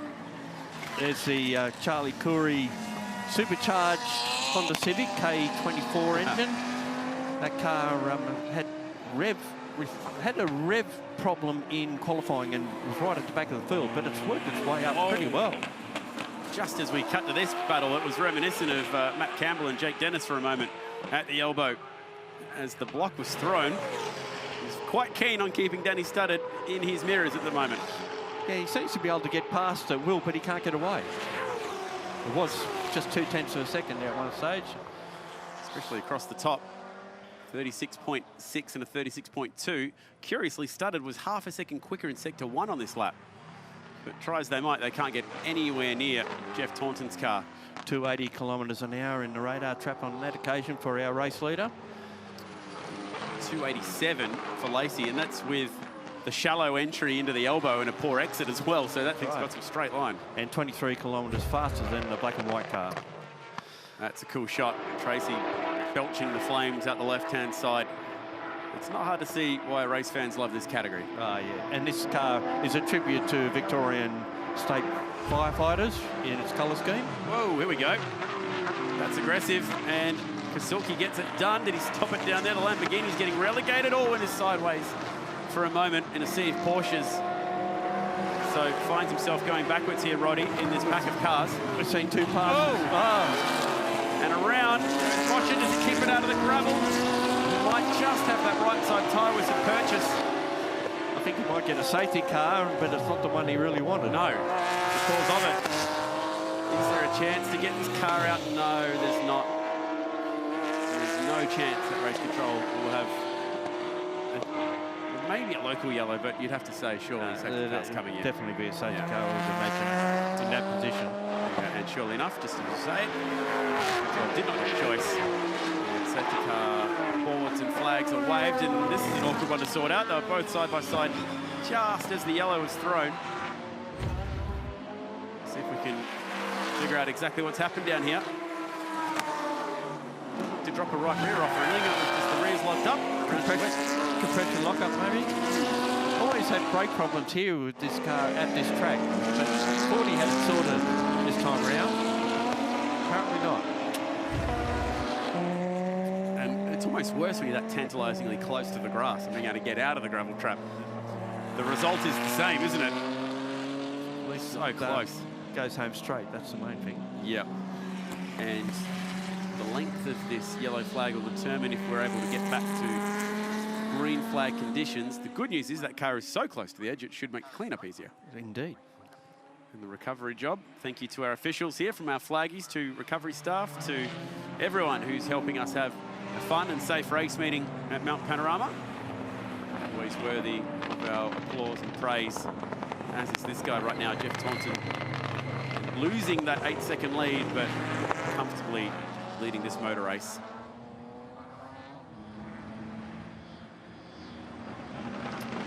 Blue skies here at Mount Panorama, final race of the weekend for our Duggan Family Hotels combined sports cars and sedans.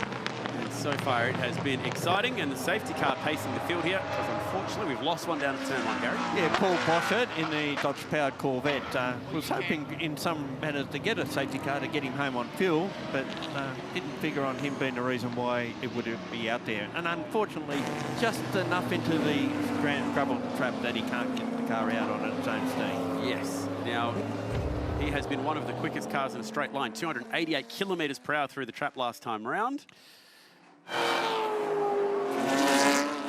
To read exactly what led to the rears locking like that, whether it was a downshift or whether it was brake related.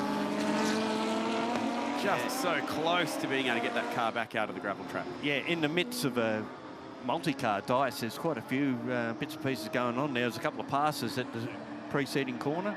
Harburg passed one car, Kasilke passed him. Yep.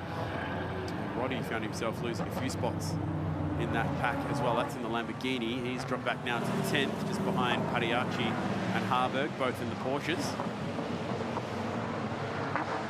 There is time here for maybe just the one more lap, I reckon, with how this will work out getting around and the time we lose during the safety car. Just fingers crossed. That the early Mark 1 car, the Focus, it's made up a couple of spots further. It's inside the top 20, inside the top 15 actually. There we go, well played. Currently placed in 13th position. Andy Hall, who unfortunately had a tyre failure in the first race, but they couldn't find a hole in it anywhere. He was on the grass after the start, and he's worked his way back up into 14th position, which has been a really good effort ahead of Wolf. Warwick. We mentioned earlier the hard-working officials around the venue. That also applies down at scrutineering, where they get taken back to the old scrutineering shed as well, which is pretty cool to see. Yeah, there's the scales there, of course, so they weigh the cars, and because they'll all have the driver weights anyway. That includes the BMW, which did not quite make it into the Pirelli pole battle, which will be driven tomorrow by Valentino Rossi. So their attention now will turn solely to race pace. And I wonder if there's a few more of those cars that didn't quite make it into the Pirelli pole battle that are having their turn across the scales right now. And they can solely focus on what lies ahead tomorrow, starting at 5:45 a.m., 12 hours of action. What is expected to be, given the high number of GT3 cars in the field and the fewer invited cars in the field, could be a flat-out sprint tomorrow in the 12-hour. For sure. Coming back to this, you'd be hard-pressed to find any race in the world that have such a variety of cars as what we're seeing here today. Agreed. Agreed. And this is Skyline with a Chev engine. There's another Skyline out there that's actually got a Skyline engine in it, which pleased Garth know yesterday when we mentioned it. You put that Nissan Skyline and the Corvette next to each other and go, guess which one's got the Chev engine in it? Believe it or not, it's not the Vet. That's what we love about this category, but also sports sedans racing across the years as well has provided some amazing combinations and sort of Hot Wheels cars, aren't they? Just lightweight cars, big, giant V8 engines in them. Yeah, they sort of gone away from the theory of you having the engine beside the driver now. It's more balanced back towards the front for some reason. But once upon a time, all space frame cars basically had the engine sitting next to the driver, and he usually had a pretty sweaty time over even 5 laps. Yeah, extremely hot cabin conditions in some of those sports sedans that were famous throughout the 80s and 90s. Big grids, and they raced at all the big tracks as well, from Bathurst to the Gold Coast. Was there one lap car in the mix here as well? Yes, so that's going to be a very nervous restart. And on top of that, a lot of horsepower here, Gary, not a lot of grip at the exit of turn 1. The good news is, I think we're going to get back to green flag conditions. The bad news is, if you're in that lead pack of cars, you'd be very nervous about putting the right foot down there. You'd want to hope that someone on the radio has told you that there's a lot of sand down on the track in that corner, because that'd be like skating on ice going across that. Very dirty racetrack at the exit of turn 1, but the good news is the officials have deemed it good to go. Lights are out in the safety car. A run home to the checkered flag. Next time by, there'll be 3 laps to go. We'll just have to wait and see if we go slightly time certain or not, but should get at least 2 in, maybe the whole 3. Taunton bringing us back to the green, which is waving right now, so it's up to him when he goes. He's gone. Yeah, with the lanes separating him and second place Lacey, in third place Studded, and they can't pass yet until they get to the control line. He is going to disappear on everybody. He's absolutely out of there. Check the lead out, it's already 2.7 seconds as he gets down towards the first corner. Beautiful start from Taunton. Now Lacey, Studded, Duggan, and the rest of the cars can get through and driving, thankfully, over the slippery stuff okay. Racing again. Duggan Family Homes supporting, Duggan Family Hotels supporting us here this weekend with combined sports cars and sedans, and giving us plenty of love over the last few years to bring some amazing cars. Mark Duggan on the screen right now. We thank him for his support. And Tracy's wide, about the only mistake we've seen him make so far. After all that wrapping we've done, but he's held on position. Wow. And the Porsches are battling hard. Padiacci and Harburg, I noticed they were almost side by side, and almost had Roddy into the wall. How did he get away with that one? I thought that was going to be pinballing the Lamborghini along the side of the cutting, then somehow got it turned in. That little reset here in this race, guys, it's really caught a few drivers out. Oh, Tracy all the way to the Ripco wall cam. I'd be amazed if he didn't at least graze the fence then. When you're 17, you don't have fear. No, apparently. It's not in his toolbox, that's for sure. Down through the dipper.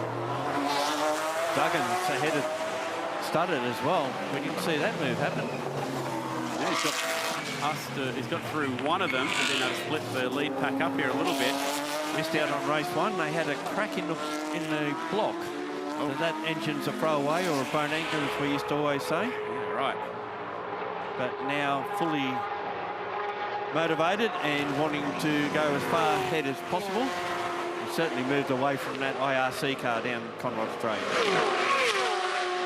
Moves and shakers amongst the field. Car 130. The whole entry is up 21 spots from its starting position. That's a lot of cars to pass. Kasilke getting past Tracy down into the chase as well, and Duggan did 290 kilometres an hour down the straight on that occasion.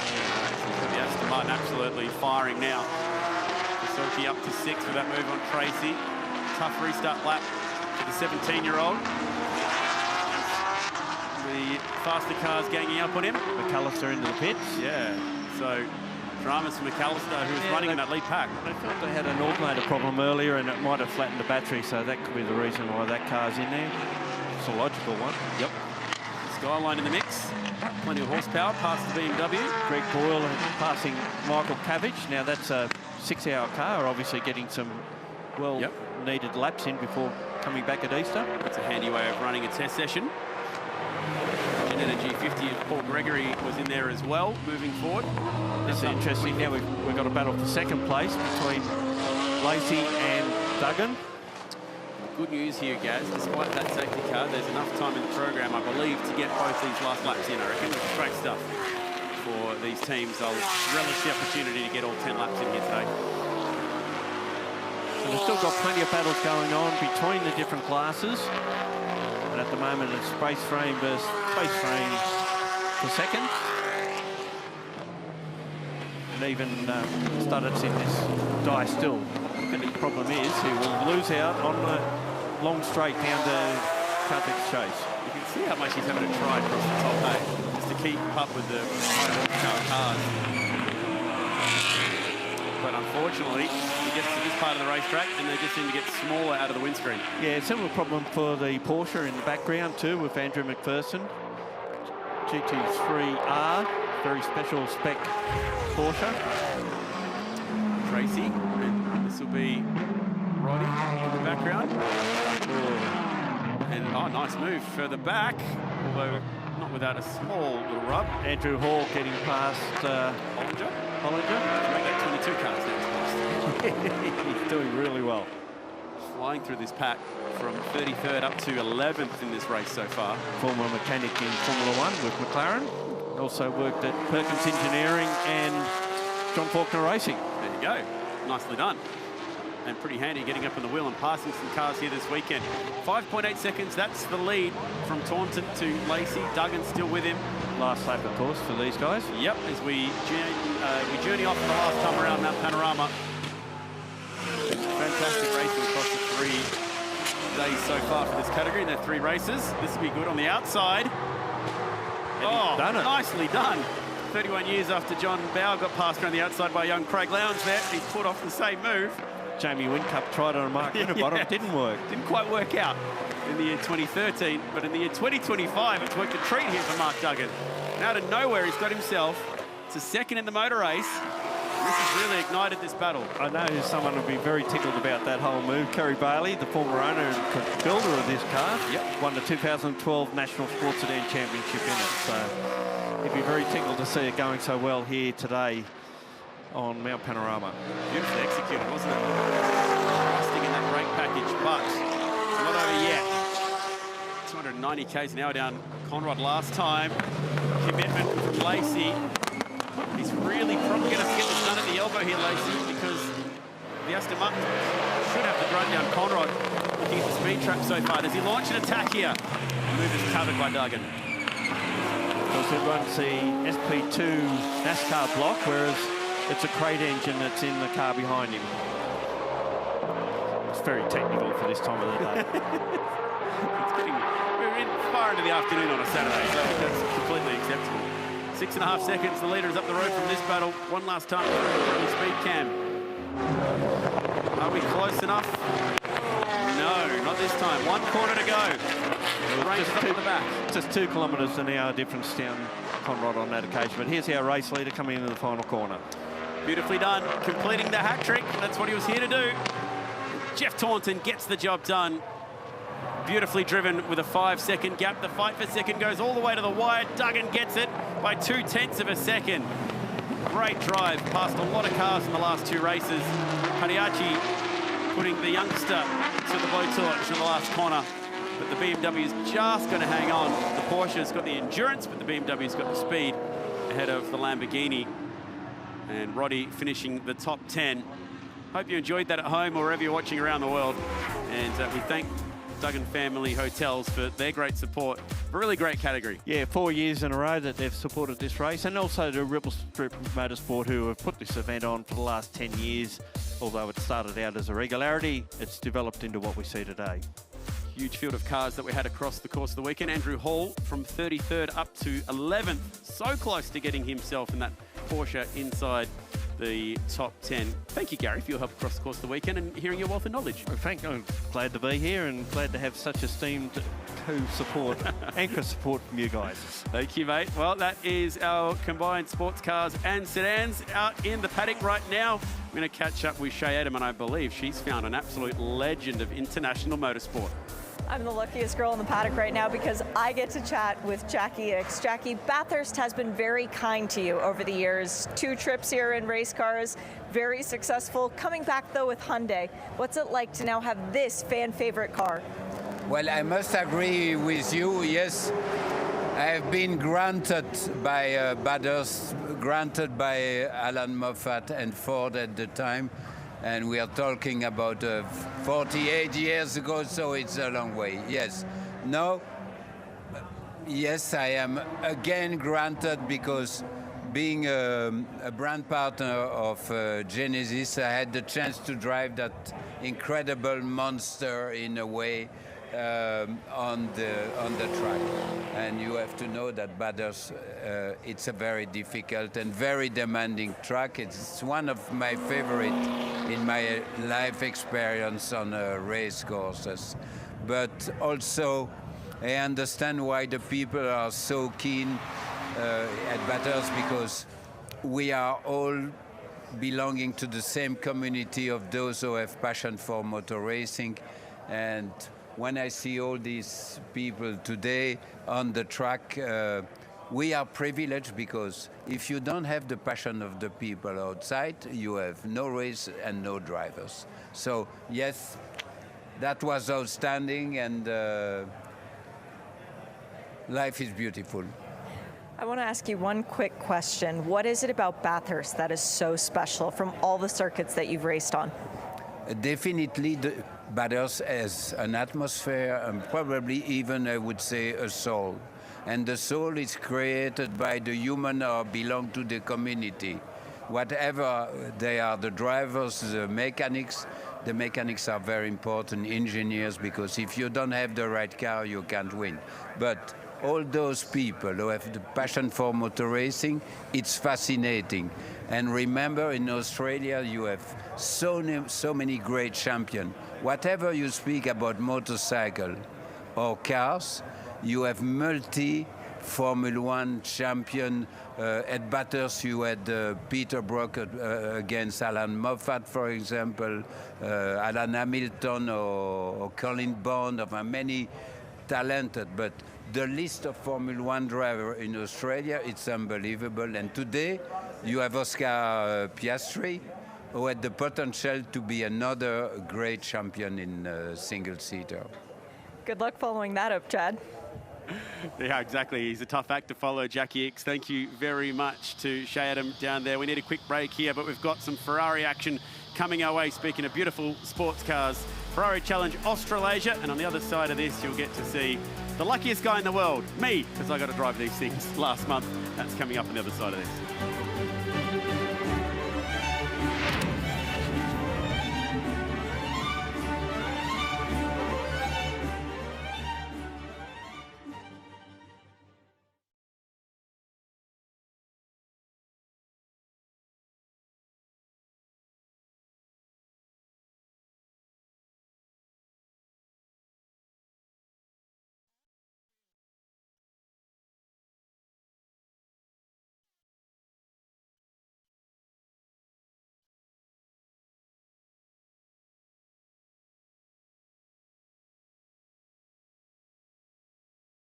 Book, because he got to go and drive a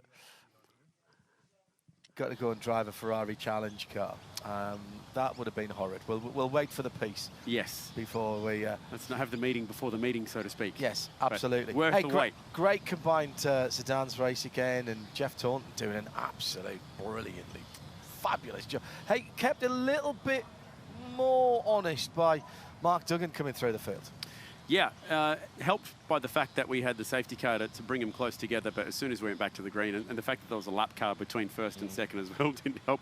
So you got these big snarling V8s stuck behind a little Lancer that was just desperate to try and get to the control line.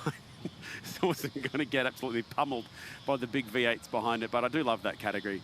Just the variety of cars and the fact that you've got big flame-throwing V8s in the mix as well. And I didn't see this earlier. We've actually got a car that got stuck in the gravel as well down there at the last corner. That's Charlie Curry in Honda Civic, isn't it? That's been dragged out of the gravel trap at the final corner. Let's head down to the lane. Shea Adam. Well, you guys won't believe it. Actually, you probably will, because in years past, the longest line for the autograph session has been Valentino Rossi. So Bathurst thought, you know what? We're going to figure out a better way to handle this going forward. We're going to wind the line back around itself so that it doesn't just keep going forever. It still is going forever. This is the end of the line, and it does wrap back around itself about 3 or 4 times. The interesting thing about this, though, guys, I've seen the line move. People just keep filling in, so it's not actually getting any shorter. I'm going to keep walking up and see if I can bug any drivers who maybe have a shorter line and see if we can't hear from them. that's longer than the queue to meet you at the Ox last night, John. Yes, well, considerably, yes, because that was only you. Do remind people, Shea, that Valle is needed tomorrow, because he could be still sided by... He's going to have tennis elbow from signing autographs. Yeah, absolutely right. Thank you very much indeed to our rescue and recovery teams. We've got the rollback coming in to pick up Charlie Curry's Honda Civic there after it's been pulled out of the beach at Murray's. And also our volunteers have been brilliant this weekend, as ever. Down at the run into the tunnel, Steve down there has been looking after us. Tamara is under the bridge when you can come in through the Murray's area. And we've got Glenn and one or two others. Dawn it was that let us in through the back gate this morning as well. Always a smile on their face. They always want to talk about motor racing, and that is the charm of Mount Panorama and Bathurst. They are all motor racing and mental in a very good way.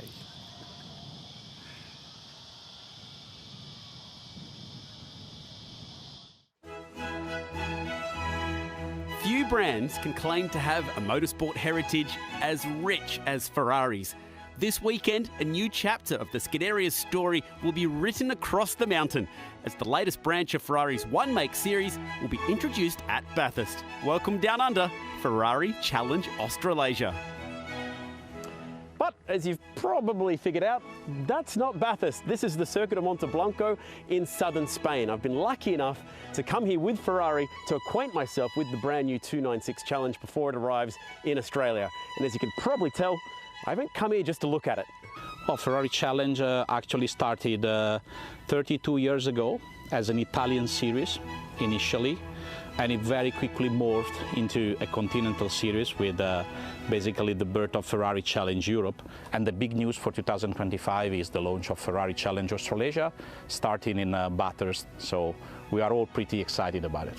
You know, obviously we are ready, we are open to entries from other championships, from other series, but it's really Ferrari's core strategy to bring the customers from Ferrari customers to Ferrari racers, and this is what we will try to do with Australia as well.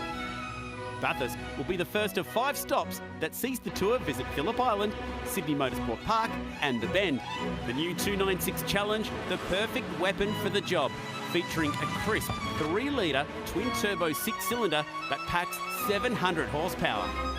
To help handle the power, 18% more downforce than its predecessor, thanks to an aero package derived from the 296 GT3 that'll feature in the 12-hour.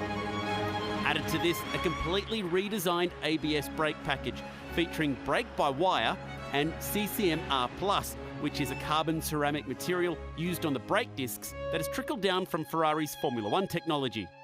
While this all sounds like a lot, the 296 Challenge has been designed for inexperienced racers, a category that I firmly fit into.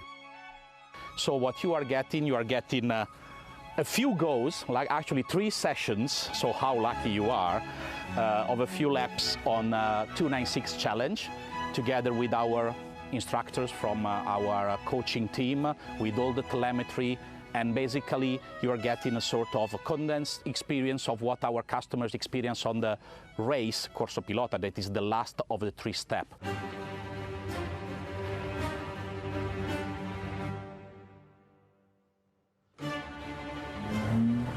Wow, so here we go. First impressions of the Ferrari. Oh my God, wow. This is not only the first Ferrari race car I've driven, this is the first Ferrari I've ever driven. And you can feel the heritage, and wow, you can feel the grip. As for braking, feel this, ready? Bang! Down the gears, 2nd gear, late apex, turn it in. This car will do 260 kilometers per hour down the front straight down here in Spain. Cannot wait to see what it could do down Conrod Straight. Now it was time for some coaching and a chance to learn about how to extract more speed from the car and myself. Go, go, go, go, go. Brake it hard. Turn the brake. Good. Close the wheel and open it up. It's good. Excellent. between each session, we paused to look at telemetry, see where improvements could be made. The day became less about the car and more about the driver, with instructors getting just as much of a kick out of my improvements as I was getting, which is a real tribute to the core supporter program. Release the brake and carry the speed. Back on power, open up the steering. Excellent lap, very good. Beautiful. We finished the day seeing exactly how the pros do it. Before one final chance to drive the car solo, alone with my thoughts. All I could say is, wow, this has been such an amazing experience to get to know this car, to see what it's capable of, to sit with the instructors, analyze where I could be faster, analyze where my performance could be better, analyze where I could find more from this car. It's got so much more that I frankly can't give it, but this has been an incredible day here at Circuit Monteblanco, just outside of Seville here in Spain. Something I'll never forget, and as I get to pull up in pit lane one last time, I cannot wait to see this series launch here at Bathurst. It's going to be a lot of fun. And all I can say after doing that is, grazie Ferrari.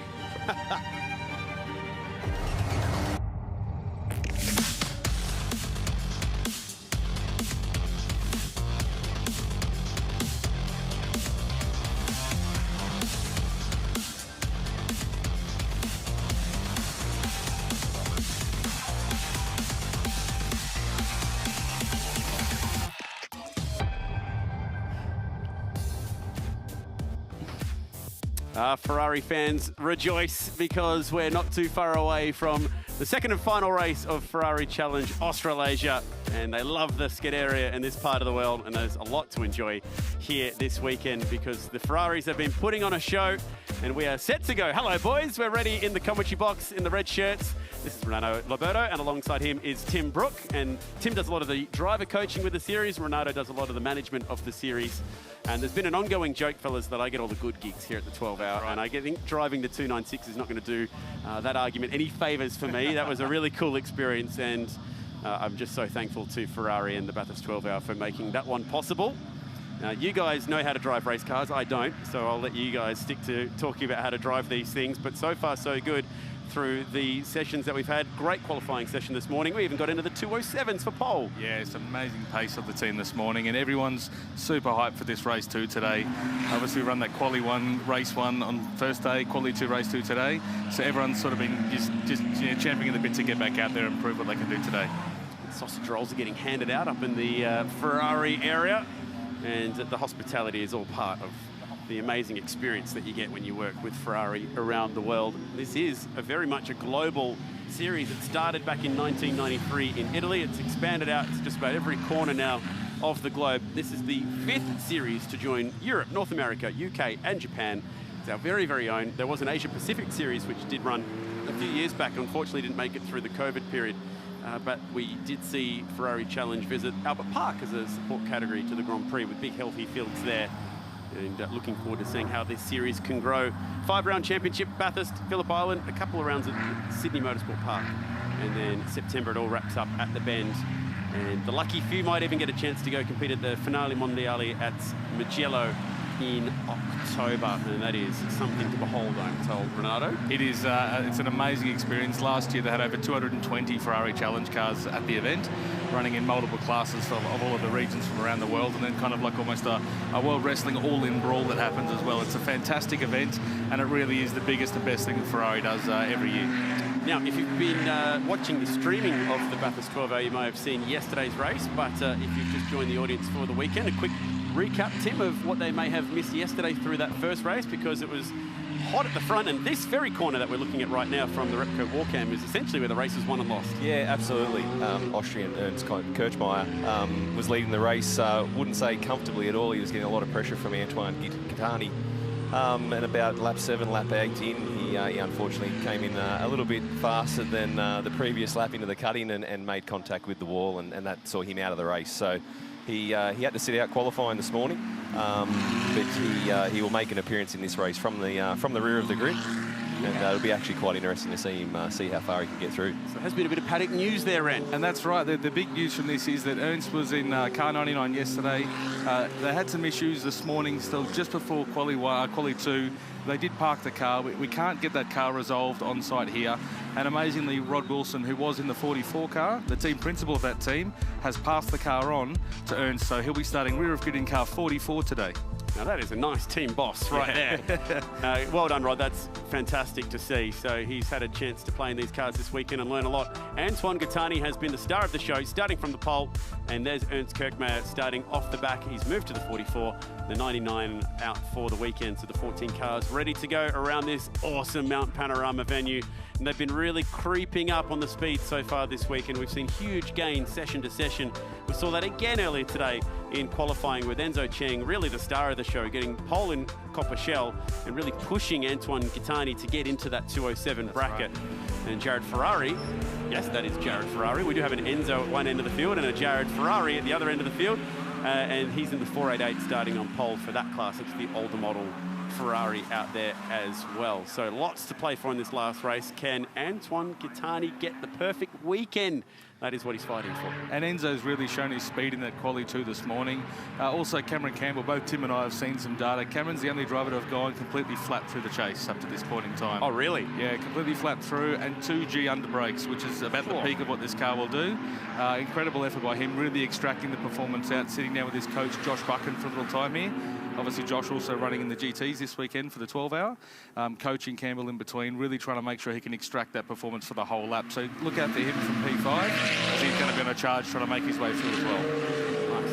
Campbell is going to do the entire series, I'm told, which is why he decided to move away from doing the 12-hour this weekend, focus on doing this one as well. And if the roll-up does look a little odd, Ernst off the rear of the grid does need to leave that 15th spot free on the grid, as that car has been withdrawn from there. So there will be a gap on the grid alongside him, rolling up for the start.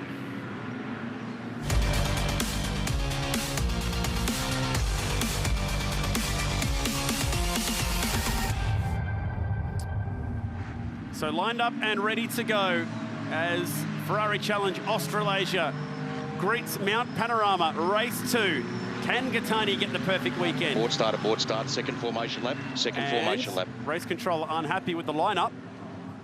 So we're going to send them around again and cue them up once more.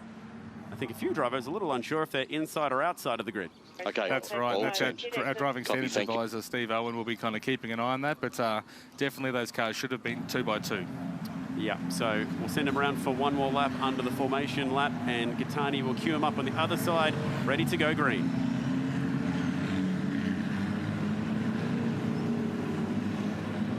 So, disappointment. Obviously, that'll mean one less lap. As we check out how they were lining up, we saw some confusion around the restart yesterday, and these are just little procedural things that new race car drivers will get used to. That's right. I mean, they should have their engineers and coaches in their ear at this point in time on radio, calling them into those positions. But it just looks like they're off row 3. That might be David Fresh, who was sitting behind instead of alongside.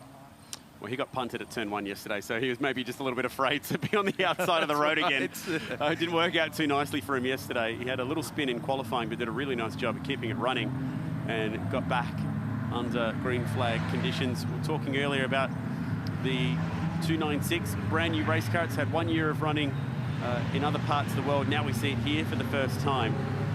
It steps up from the 488 Evo. It's the 9th model of Ferrari Challenge car to be introduced into Ferrari Challenge Trofeo Pirelli around the world, dating back to 1993. The good news is it's also the most powerful, which is interesting because it's the first one to run a V6 engine and not a V8.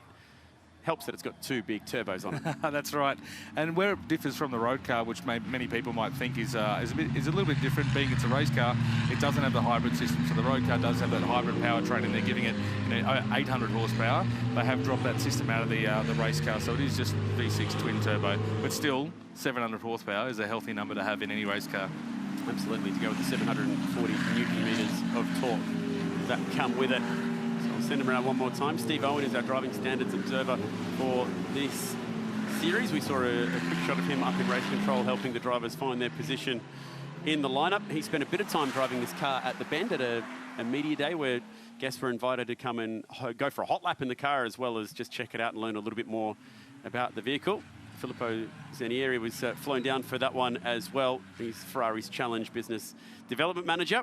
Antonello Coletta is also here this weekend, Global Head of Endurance and Corsa Clienti as well, which is pretty much everything Ferrari outside of the Formula One universe. Exactly, is the easiest way of explaining that. So that's also a job for him this weekend, to keep an eye on the two GT3 296s that are running this weekend in the Bathurst 12-hour. Rolling down Skyline, get them lined up. Hopefully, chance to go racing.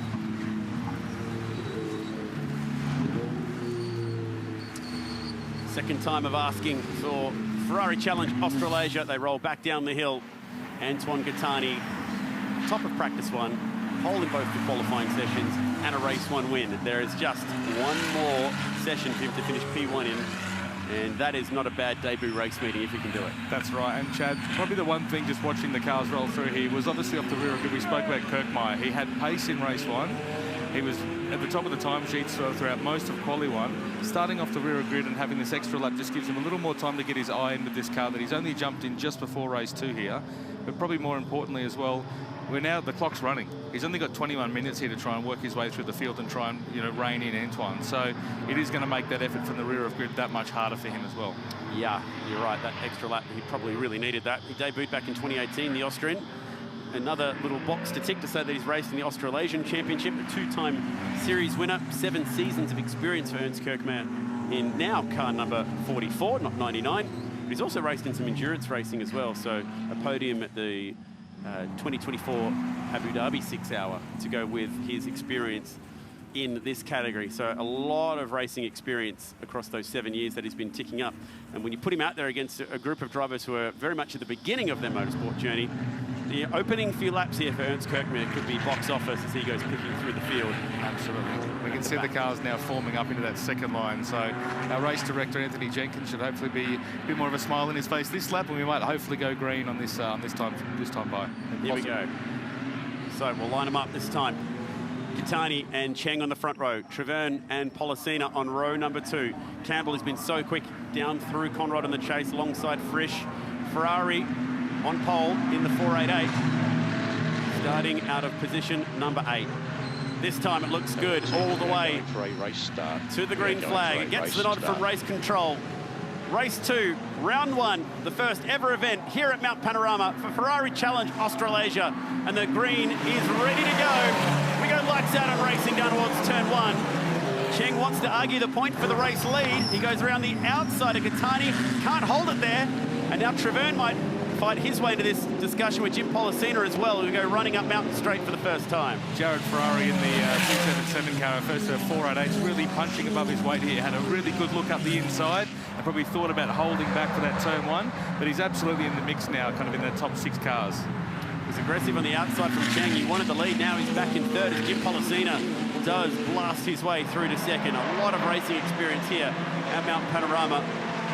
Typically in old school muscle cars, and this is a different change of scenery for him. Further back in the field, let's see how far Kirkmeyer's got. He's up to 12th already. So we go back to Tony Baldwin, but it's going to be difficult to pass cars across this part of the racetrack for the Austrian. It's quick here. We saw yesterday in race, obviously, one of the cars, Manu Nityanantha, had a bit of a moment over there at McPhillamy. A lot of aerodynamics on these cars. It is hard to follow. There is disturbed air behind, so it does make this middle sector that much harder to pass. But obviously, the drive off the corners to the long straights here is where you want to try and set this up. And a lot of the coaches have been talking about the racecraft involved as well. Part of the learning experience as we go across the top for the first time. Gattani was pushed all the way in race 1. Right up behind the back of Kirkmeyer's car. He's passed both Mark Hutters and Baby Kai, as well as Tony Baldwin on this opening lap. Cheng's car just for a moment there. I was wondering if it was going to turn in at the elbow. He's got Campbell in behind him. He's been the most committed through the chase. So is it possible for Cameron Campbell in the 23 to reel him in here? And also Jared Ferrari in P5, just waiting behind as well. He might be able to pick up a couple of scraps here. If they get in each other's way and kind of hold each other up, Jared Ferrari might actually close in. It is a mammoth effort for him to be in P5 at the moment, running in the 488 Challenge Evo. Jim Pollicina, 292 kilometres per hour through the chute down towards the chase. Campbell got close to the back of Cheng's car, but not quite close enough to make the move stick down there. And there is Ferrari Jared Ferrari, that is, from Perth. Connected to Barbagallo Ferrari over in Western Australia. Familiar name with Motorsport on the West Coast. As the move is on further back in the field, and now he's got to wriggle on. These are the moments where he needs to maximise down in the last couple of corners. Inside the top 10 now. Phenomenal first lap from him. And as you said, a seasoned campaigner in these cars. Still coming to grips with the track a little bit from day one. But probably the other thing is as well, now he's got some clean air. He can really reel in those front cars without so much traffic to kind of work through, and hopefully pick off those cars one by one as he works his way through the middle sector on this lap. Tim, we saw in qualifying that mid-pack battle from 3rd down to about 9th. There was not a lot separating those drivers. No, it was quite tight, wasn't it? And that was the talk back in the paddock after qualifying between all the drivers, was just all about getting track position at the start. And we saw from Jim Policina, quite seasoned, as you mentioned, he really did set up Enzo there to try and get a run up Mountain Straight and move himself into position 2. Ren, talk us through this move from Enzo Cheng on the outside of turn 1.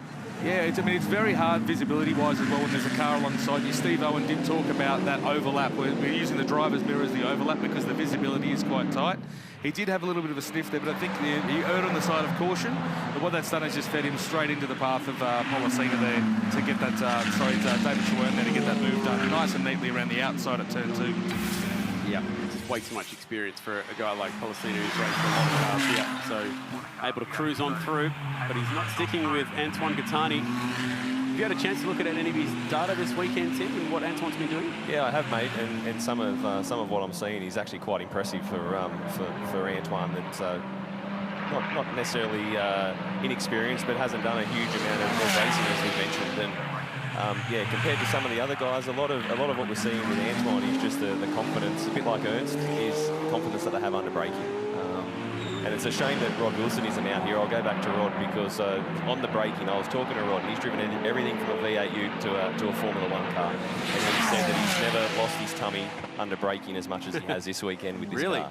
He said you still get that feeling on acceleration, but he said under braking is what's truly amazed him, just how well these cars are pulling up. And a perfect example there by Ernst of how good these cars brake. I mentioned before 2G, but with the CCMR, the carbon ceramic braking system that these cars have and fly-by-wire pedal, it really gives the car a lot of bite at the end of braking, not just at the start as well. So it does maintain an incredible amount of braking and speed reduction throughout those long brakes in these long straights here.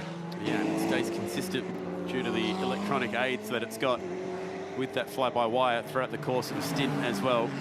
And I wonder if that fly-by-wire braking is actually what's helping Antoine Gattani. You talk about his confidence under braking. He hasn't driven a host of race cars before, so he won't notice how different this brake pedal does feel to a lot of other race cars. That's right, and that's the big thing with a car like this. It is accessible to both ends of the spectrum of people on the way into race cars, but also on the way out of challenge and say into the GT3 program with Ferrari. So it does give people that confidence to push the car with ABS and traction control to really kind of learn the limits of the car at any level. 2 minute 10.5, his fastest lap of the race so far. So we do know he's got a little bit more in the tank, but he's also probably got a full tank right now as well, and the extra formation lap's not going to help that either. And a 3.5-second gap at the moment. Just a nice, healthy lead there. Policina, there's another 3/10 he's just picked up on Policina as well. But what we are seeing is that gap between Policina and Cheng is closing now. So Enzo's obviously got the race face on, and he's really starting to close him in. And with 13 minutes to go, I think there's probably a chance that we're going to have a bit of a battle for the extra step of the podium. Yeah, and for Enzo's point of view here, he is comfortably ahead of Dave Treverne in Copper Shell, which is the more amateur-style class that we have within the race. So how much does he want to push and fight the bigger guys? You also don't want to go too fast and potentially get yourself bumped up a class or as well when we get to the next round of Phillip Island, because they do have the power to do that within Ferrari Challenge if they feel like you're not quite in the right class of driver. And that class is sort of easily seen by the red banner we see on screen there. The red banner is for our Trofeo Pirelli drivers, our more experienced drivers in the 296 cars. The yellow banner is for Copper Shell 296, and then the blue is our 488 Trofeo Pirelli. Beautifully explained. Great to have the 3 different classes and some of the older cars out there as well. Antoine Gattani doing a beautiful job out the front.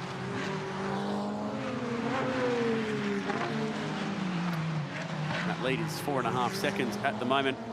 The gap between Policina and Cheng sitting at 1.6 seconds. Nearly a 3-second gap back to Campbell, who's still sitting comfortably ahead of Jared Ferrari. And that mid-pack has spread out slightly more. Not a bad fight back further in the pack with Taguchi, Hudders, and Baby Kai further down the order as well. There's 14 cars field. Unfortunately, lost a couple here this weekend, including Manu Nithyanantha, who found the fence at McPhillamy, and the ongoing problems from the 44 yesterday. The cutting for the 99 meant that he's in the 44 today. But unfortunately, the dismay of Rod Wilson, team principal, stepping out of his Garmin Autosport entry to let Kirkmeyer have a crack this weekend. Purple sector this time for Gitani, so he's going on with it. Despite the 5-second gap, he's got the second place. He might have a point to prove here. He's already got the lap record, but maybe that's not enough for him. He wants to improve it that little bit more. This would be the Grand Slam of Grand Slams, wouldn't it, if he was able to put them all together this weekend. All 5 sessions, plus lap records, winning from pole. Clear some space on the bookshelf when he gets home, I think. Yep, absolutely, because he's picked up 1 trophy for yesterday. That's another thing worth mentioning as well, that we do have separate podiums for each class, but then also podiums after each race as well. So trophies galore at the end of this one. And you get the feeling that for Antoine, he's earned his so far this weekend, but needs to bring it home.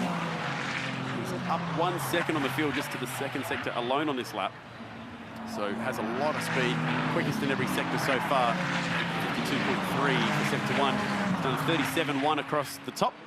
40.8 seconds to get down from the hill to the control line in sector 3. Driving this car fabulously at the moment, leading now by 6 seconds. What are you seeing, Tim, from the commentary box? Harder to pick exactly how he's driving this car, but what are you seeing that he's doing so well at the moment? Look, I mean, it still baffles me a little bit, to be honest, just how incredible he's going. You know, like he's making very little mistakes and still punching out purple sectors as we see. And maybe talking to him, maybe even keeping a little bit up his sleeve, you know, with a 6 to 7 second gap. You know, he doesn't really need to be pushing that hard. Just manage the gap and bring it home and fill the trophy cabinet up at home once more. So Enzo Cheng bagged himself an 8 in qualifying earlier today. Maybe not quite as happy with a full tank of fuel in that car. That's right, and that's something they've been playing with a little bit. We've got a little bit of room to move on the weight of these cars into the minimum weight, so most teams are running the cars over the scales regularly just to see where they're at for this first round, really understand the fuel consumption at a place like Bathurst where we haven't run these cars before. So weight definitely does play a picture here. You know, you are climbing a mountain, as we say here, and every kilo you can take out of the car in some way does make a difference. So for sure that will be playing on him as well. As again, Gattani is quick through that first sector. Back down to Tony Valden, lapping in the 2:21. So he's been finding entire seconds in between his qualifying performances so far this weekend. So huge amounts of room for improvement for these drivers, which is cool to see. I think the driver with the biggest smile on his face as well. Tony's absolutely loving it. Absolutely. Living his dream this weekend, as you can imagine. A lot of these drivers bringing their motorsport for the first time. So to sector 1 on this lap, as Gattani leads Pollicina and Cheng here with 9 minutes remaining. Enzo Cheng was able to close slightly on Jim Pollicina in that fight for second, so maybe as the fuel load comes off that car, he's getting a little bit more confidence. He got half a second just in sector 1, and they were very even across the top, just a thousandth of a second separating him through the middle sectors. Now the gap down to 1 second. Close enough to potentially have a crack at second place. Like I said earlier, leading top of Shell, so getting in there with the Trofeo Pirelli drivers is more about a matter of pride at this point.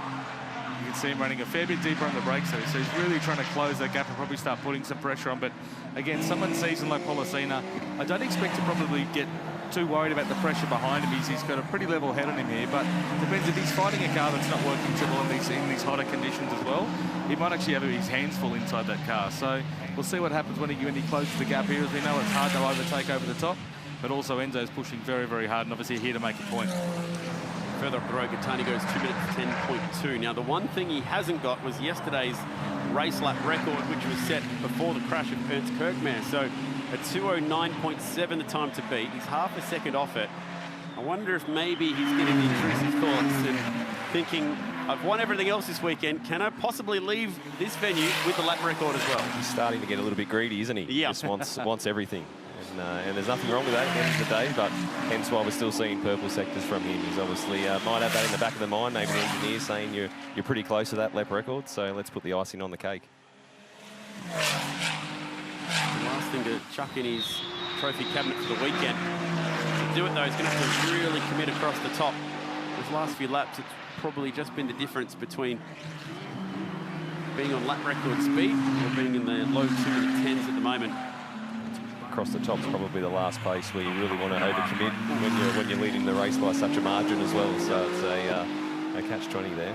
A really wide entrance coming into the elbow, which give him a great exit.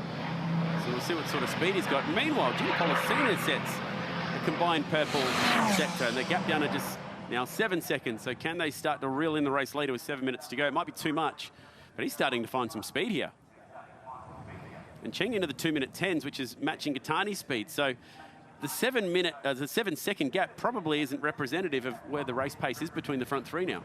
That's right, and looking at the attitude of the car as well, you can still see he is pushing it harder. You can see that initial brake pressure in the car where the car pitches forward, the little wriggle in the rear, the ABS starting to fire. He's still on it, as Tim said, and I think he really is going to try and push to get that lap record in the bag before the end of this race. So 2:11.2 last time by, and for the first time in the entire race, Pollicina's quicker as Ferrari sets the quickest middle sector of the race. 37.0 in the older model car. It's got 18% less downforce, and in the downforce sector, he's just gone quicker than the field. He's certainly brave. I watched some of his footage this morning with his driver coach, Lachlan Manif, and yeah, I was impressed. I really was. Having pedalled those cars around here before, for someone who hasn't spent a lot of time driving around, in these cars, as well as being at Bathurst, it was an impressive middle sector from him, that's for sure. I didn't expect to see him go quickest of everyone, but it means there is some grip out there. There is some performance in the track. Very, very fast. This is Cameron Campbell, I believe, in the 23, climbing the mountain. He's sitting comfortably in fourth as he tries to reel in a fighting pair ahead of him, Pollicina and Cheng, still separated by half a second. This is exciting down to turn one. Oh, just pulling out of that move. That's let Mark Hutters catch up on the back of Masahiro now as well, so that might be we were talking about this battle before. Whilst there are, we're working in sort of just outside the top 10, their gap is very, very close here, and their lap times are very similar. So we might have a little tussle going on in the bottom end, which is actually for podium in shell class. Yeah, nice. And for where we've got Chris Wang at the moment sitting in 9th, there's this entire battle pack all together. So Wang, Fresh, Taguchi, Hutters, Kai, all in there together. We've got 4 nationalities represented in this field. Australia and Austria. Haven't really talked plenty about that. We've got 2 drivers representing Japan, although one which lives here in Australia. That would be Taguchi. Baby Kai, a visitor here, has raced here at Albert Park as well before in Australia. And then China covered as well with Chris Huang, who actually does live here in Australia as well. So plenty of variety on the grid. This time by, seeing a bit more speed at the front of the field. Gattani, 129.3. It's just that middle sector, 37.1. There we go, 209.5. Sorry, 209.7 there for Antoine Gattani. That middle sector still not as quick as what Jared Ferrari's done. Jim Pollicina, though, going quick. I just saw Timmy Brook wince because he was looking at that lap time from Gattani and how tantalisingly close it was to the lap record. So close, so close. He was probably quite relieved as he's come over the line there, thinking he may have got the job done, but now he has to go again one more time. This is Kirkmare on Treverne trying to get through for 6th position. So lap record is a 209.77. That was a 209.78 from Gattani. So he's missed it by a literal blink of the eye. He's got a little bit of time left. Can he push on the lighter fuel load? As that Pirelli tyre on a hot day here at Bathurst got it in it to be quick towards the end. Not a lot of cloud cover on the racetrack at the moment, but here he comes anyway. What's this first sector time? 32.3. So he's in the ballpark. He's 2 tenths down sector 1. How committed does he want to be across the top?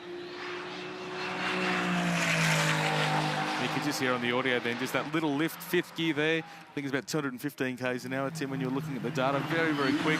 Taking a lot of curb where there as well now. Through the dipper, 3rd gear, straight into 4th gear. He really is pushing that car hard.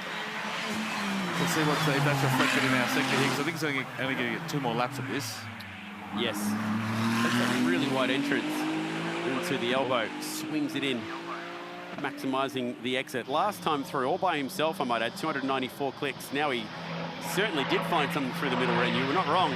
What you were seeing was translating in the timing screen. And now he's in the ballpark of the lap record. Under it to that 2nd sector. Can he finish the lap? Cloud cover down here will help. So that front splitter close to the ground, they're generating a huge amount of downforce, particularly coming into the chase there. Really working hard. Let's see if he can translate this into a... He's got time attack experience through Club Challenge, and that's what this is turning into at the front of the field. 2:09.77 to beat. This time through, lap record by 0.4 of a second. He's growing in confidence. And will that be it now? Will he put the cue back on the rack and consolidate his 10-second lead? Further back, Enzo Cheng in hot pursuit of Jim Policina, leading the way in Copper Shell. I'm trusting that car's going to turn out. I did see him in the background of the shot down Conrad. So thankfully okay and able to continue. And I wonder if that's a little warning sign for him that maybe it's best to just let Jim Policina drive up the road. And he's still top step of our Copper Shell podium, so he still comes away with the silverware. Yep. And he's obviously lost touch to the back of Policina now with only 1:38 remaining, plus 1 lap in this race. I think at this point in time, you'd hope he just sort of just brings it home safely. I wonder if they're brave enough to tell Ernst Kirchmeier that he's just had his lap record stolen from him, and if he would like to rectify that in the last 90 seconds of the race. It's not the car that he has driven this weekend, so it might not be completely to his setup and liking. The other thing you'll need is some clean racetrack. He hasn't had a lot of it so far in this race. And that's a textbook pass there on David Trewern. He's already blocked Jared Ferrari now, so he's moved up into 5th place from rear of grid's a fantastic effort. I don't think he's going to have the time, though. He's got 7.5 seconds to gain on Cameron Campbell here. I don't think he's quite going to do that in 2 laps. No, but it will give him some clear road for a potential fastest lap of the race on the last lap. And just as we say it, Tim points at the timing screen because he's just set the quickest first sector of the race. Yeah, I thought this lap might be interesting as he got clear there just into the cutting, that we might really see what Ernst is made of. He's got to be comfortable with the car now, and let's see what he can do across the middle sector here. 2:09.3, the lap record set by Antoine Gattani, 0.4 quicker. This time by it's not going to be a lap record for Antoine. He was a full second slower across the top, so he's just bagging that risk for now. That's the gap back to Cheng in 3rd that you can see. Policina stuck in the chase at the moment, 10 seconds behind the leader, who's just going to get to the start-finish line before the checkered flag with 8 seconds to go. So he'll be starting the last lap of the race this time by. The driver to watch is the driver in 5th place, Ernst Kirchmeier, the Austrian, who just had his lap record snatched away from him. At this point, it's looking like being the only thing he's going to take back to Europe with him. Can he do it? Here he comes right now. The lap record would mean a lot right now after yesterday's incident. 2:09.3, the time to beat. Change of car today. Can the 44 get in there? On the timing screen he goes 2:09.5. He goes under yesterday's record, but misses out of the time set by Antoine Gattani. And do you think Rod might take this lap record as his if Ernst does set it, given it's in his car? Yeah. Rod had the gun set up in the car, maybe. I wonder if it's to his liking right now. He does look pretty comfortable, particularly in sectors 1 and 2, where he nearly set the quickest middle sector of the race. Have a look at this fight. Queuing up behind Chris Wang at the moment in his 4.88. Frisch, Taguchi and Hudders all together. And looking at lap times, Chris may have had a moment in that last lap for them to close up a little bit, because they are running about half a second off the back of him in lap pace, but obviously closing in as a pack here, and with basically a lap or so to go, I think we might have a bit of a change here, moving these guys inside the top 10. Interesting that we see Mark Hudders in P12 here. Correct me if I'm wrong, but I think he started in position 8. So he's dropped a few spots, and he was our champion from last year in the Club Challenge event. So we're normally used to seeing him towards the higher up end of the grid as such. So something might have happened that we haven't caught on screen.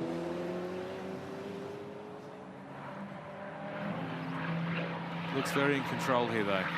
Sets a lap record, and there's a big gap in front of him.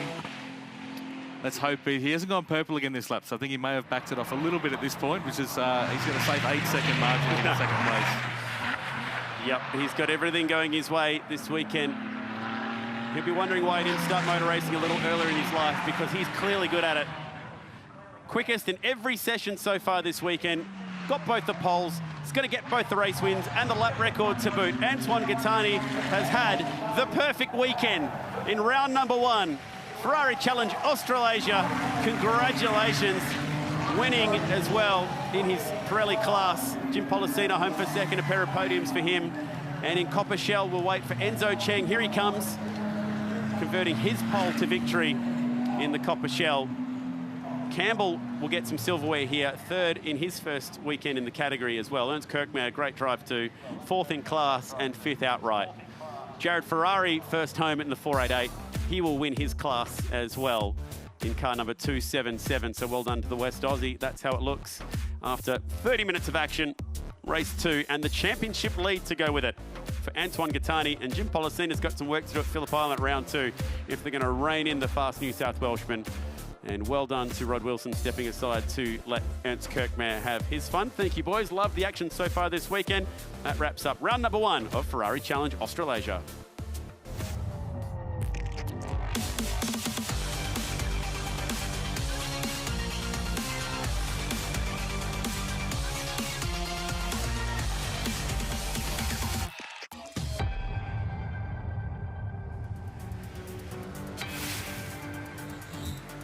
Well, the fight for the Pirelli pole battle is going to follow up the Ferraris here today. And on the way out to the break, no one enjoys a good rig more than John Hindhaugh, so we've sent him out to check out the Shannon Super Rig. Race week ends at Bathurst in Harris Park. There's always something special going on. And with due deference to this Toyota, this is not the big story. No, we've got a super story, and that is behind me. It's the Shannon's Super Rig. When fully extended, 8 metres high, 8 metres wide, and 28 metres long. There's a variety of things going on in there, so come on, let's go and have a look. The Super Rig has been travelling around Australia supporting Shannon's activities around motorsport for the last 15 years, and around about 60,000 people a year walk through here. 30,000 of those at the Australian Grand Prix. And if you fancy yourself as a little bit of a racing driver, we've got some very realistic simulators here to have a go. Hang on a minute, I recognise this driver. Aren't you supposed to be at work? Just one more lap. I'll leave Shea sitting down here. I'm going upstairs.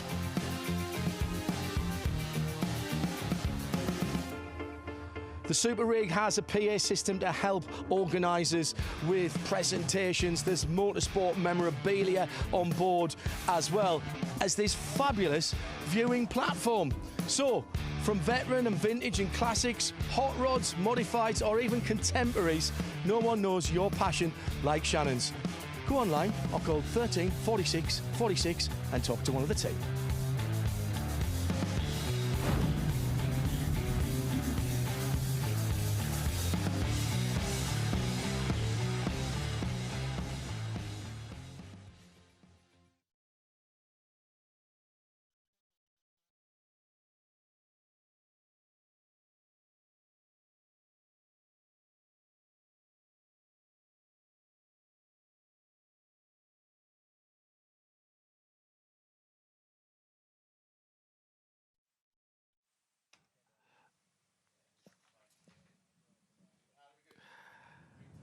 So we are counting down to our Pirelli pole battle.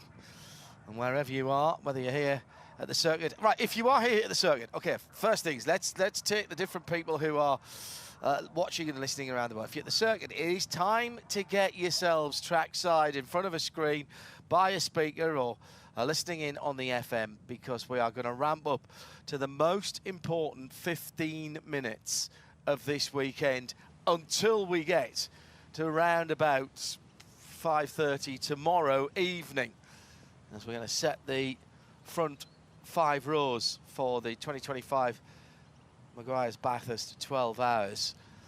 And we've been having a little chat whilst we've had some downtime here, and Chad was looking after the Ferrari challenge, about what we might see. The track is about in perfect condition. It's not too dirty. It's rubbering in nicely.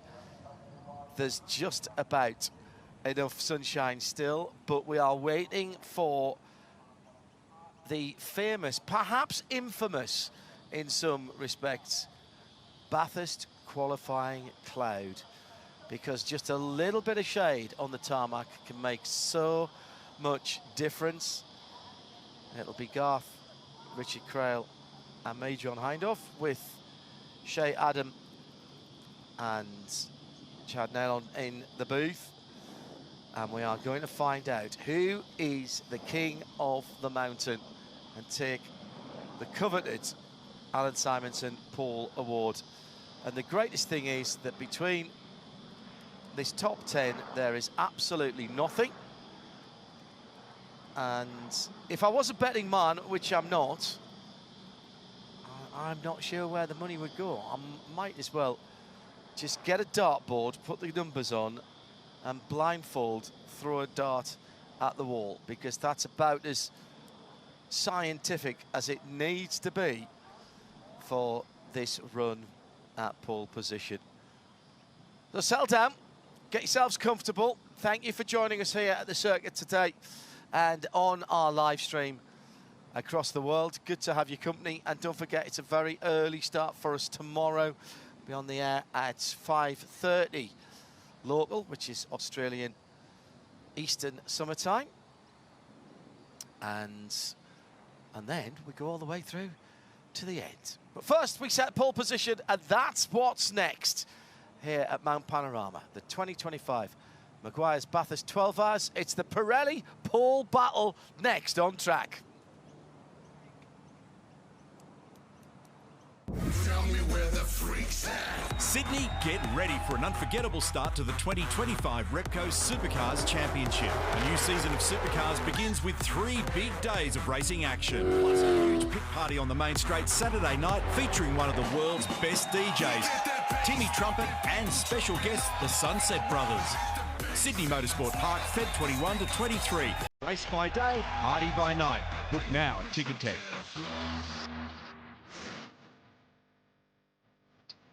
Yeah, Tim, where the freaks are at. I'm going to tell you where they're at. Sydney Motorsport Park is where the freaks are going to be at. For Timmy Trumpet live with the opening round of the Repco Supercars Championship.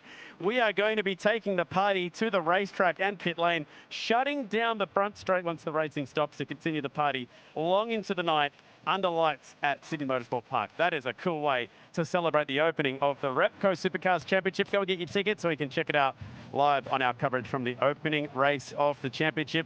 Hard to believe that we're ready to go, and finals looming late in the year for the Adelaide 500. The Sprint Championship not far away from kicking off. Looking forward to that one, Garth, and I'm looking forward to this Pirelli pole battle because we've got our 10 set. Now, it's very different to how a top 10 shootout would normally work here. A little bit more like a standard qualifying session. Yeah, 15 minutes for the Pirelli pole battle, and it's a little bit different with a GT car where it takes potentially some of the manufacturers, it takes 2 or 3 laps to get the tyre into the window where you'll get the maximum out of the car. The man that set pole position last year, Sheldon van der Linde, he went out, he did 1 lap, put the car back in the garage, job done. So there is variations. The BMW is very good at turning the tyre on early. The Mercedes, and we saw from Mauro Engel in qualifying earlier, he could do 4, 5, 6 laps on the one tyre and still get plenty of speed from that car. So there'll be varying strategies about how they maximise this opportunity in 15 minutes. A few different names in there. Of course, we expect to see the big international stars mixing it with some of our Repco Supercars Championship drivers. But there are a few Australians in the mix that we're not used to seeing run here in Australia in typical form. And Scott Andrews comes to mind there. Oh, well, Scott Andrews did a fantastic job in the 44 Mount Audi. Been racing in American Australian, but hasn't been living in Australia for 10 odd years. Hasn't done this race before, but doing lots of sports car racing in the US and making his debut in the Bathurst 12 Hour this weekend, and has done a beautiful job putting that car 10th into the Pirelli pole battle. And he was sort of hopeful. Yeah, I think we might get in. I don't think we'll get pole, but if you get yourself in the game, you never know what could happen over the course of the next 15 minutes. I thought Lee Holdsworth did a really nice job in the Hallmark Audi. And one that really struggled to get in was Chaz Mostert. We really expected that those Arise Racing Ferraris would be really right at the pointy end of the field. They've been struggling. Jackson Evans didn't make it into the Pirelli pole battle, and Chaz Mostert only just made it in 8th. Yeah, I can't wait to see if Chaz has got something up his sleeve for this last 15-minute session. Shay Adams standing by down there at Audi, and they really turned some heads in that final qualifying session earlier today. Yeah, they did. And the Audis have always been strong here at Mount Panorama, but no one was stronger earlier than Ricardo Feller in that final session to make it into the top 10 in a commanding style. Brock Feeney, you got to witness that session. First off, how nervous were you that the Audi would even make it to this shootout? Yeah, we were probably, well, I was a little bit worried, I suppose, with about 5 minutes to go. We're just outside the 10, but yeah, Ricardo did a great job to put it up the front. Obviously, that session doesn't really matter. You just want to be in the 10. So, yeah, we want to be up the front here, but tomorrow's the one that, yeah, you get the trophy for.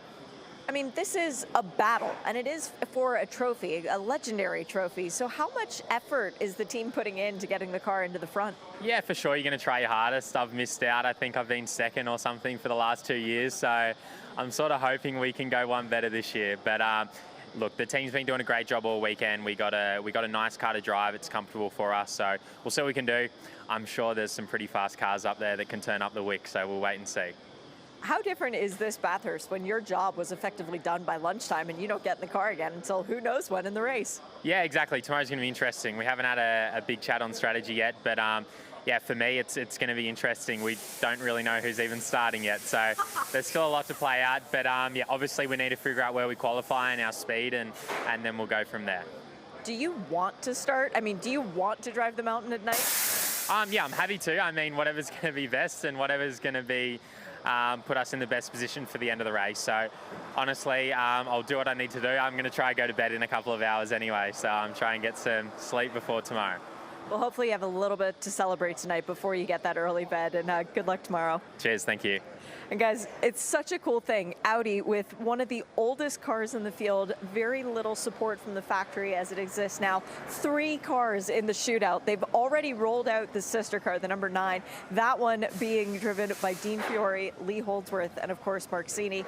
It's a really great experience to have all 3 of the Audi R8s in this shootout. And Chad, I don't know, do you think that maybe one of them can walk away with this award? Absolutely. We've seen some amazing moments from Audi before. Nicely done, Shay. Let's break down what's coming here in the Pirelli pit bunker with this amazing Pirelli pole battle. We're going to really check out the form guide and how it's played over the years in qualifying. But first, a little snapshot of how it's all going to play. It's just the one 15-minute session this year. That's changed from where it was 2 5-car sessions earlier.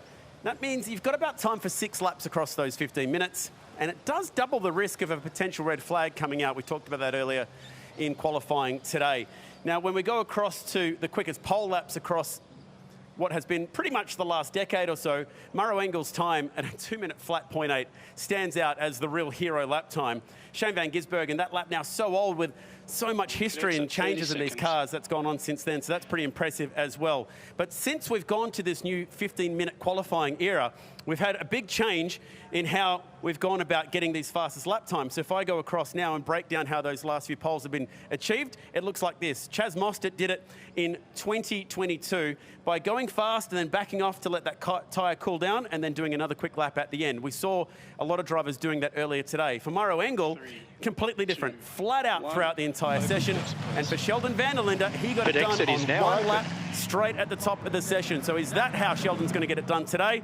Will it come early in the heat, or will we see Murrow going deep into the session and that quick lap happening right at the end? Let's get up to the commentary team because this is 15 minutes of unmissable television. Thanks, Chad. Nicely explained. Short, sharp, simple. That's the outcome. Fastest driver will put their car on pole position and will win the Alan Simonson Pole Award, which has been awarded every year since 2014 at this event, and named after our late great mate Alan Simonson, who was one of the most brave, daring, electrifying, exciting drivers ever to grace us here on the mountain. And they are all the attributes you need to put a car on pole position. So there was no one more appropriate to name the 12 Hours Pole Award after. The drivers to take part in this. Lucas Stoles is behind the wheel of car 75 for Sun Energy One Racing. Murrow Engel, 2 times a pole sitter for Team GMR, is behind the wheel of car 888. Lucas Auer in the 77, who was so good earlier today. So too, Cam Waters, he's got a couple of poles in the great race in the 1000 to his credit. Can he add a 12-hour pole and that Alan Simonson Pole Award trophy to his credit? Lee Holdsworth has got a pole position in this race way back in 2013. He's in the number 9 Audi. Ricardo Feller, that car, this car has been so fast all weekend. And can he break Brock Feeney's second place curse for the last 2 years at this race? Chaz Mostert, well, he's been the king of quali here. 2 pole positions in 12-hour spec, pole positions in 1000 spec, pole positions in GT Championship spec. He's Ferrari's hope in this one. And then perhaps some surprises. Scott Andrews for Audi, who scraped his way into the top 10 for Gaia Valmont Racing. He's a chance for Audi. And Lawrence Heinrich, the vastly experienced international GT ace for the Ben Motorsport Park. He's the sole Porsche representative in this top 10. There's only 9 cars on my timing screen. Who are missing? Who's right, the 10th? yeah. It's a BMW we're missing. Yeah. Right now, we've not seen a car roll out from BMW Team WRT, and it's sitting in the lane, and that would indicate that they might be thinking of replicating their strategy from last year, which saw Sheldon van der Linde get pole position, go out lap, pole lap, pit lap, and that was his day done. And then a cup of coffee. Thanks very much. Ciao. Lucas Stoltz. Mauro Engels made his way back to the lane, so some more tyre prep going on for the GMR to the late Mercedes. Lucas Stoltz, when we're on board with him, he was continuing to warm the tyre on the 75 AMG 8 Mercedes, so don't expect to see some hot laps right away at the start of this session, but it will build, no doubt. Zero concern with the GMR Mercedes AMG. It did the outlap. Mauro brought it back in. They parked it. Crew didn't even actually get up out of their chairs in the back of the garage until about 30 seconds ago and walk forward. Mauro's letting the car cool back down and also into the pit lane doing the same thing. The Craft Bamboo Mercedes team too. So maybe this is some sort of a Mercedes strategy, but it could have a lot to do with traffic, gentlemen, and where these cars cycled out onto the racetrack. I don't mind it, actually, because what it means is that it just pushes the pole position time right to the very end of the session for a bit of drama. Qualifying underway here at Mount Panorama and the Meguiar's 12-hour.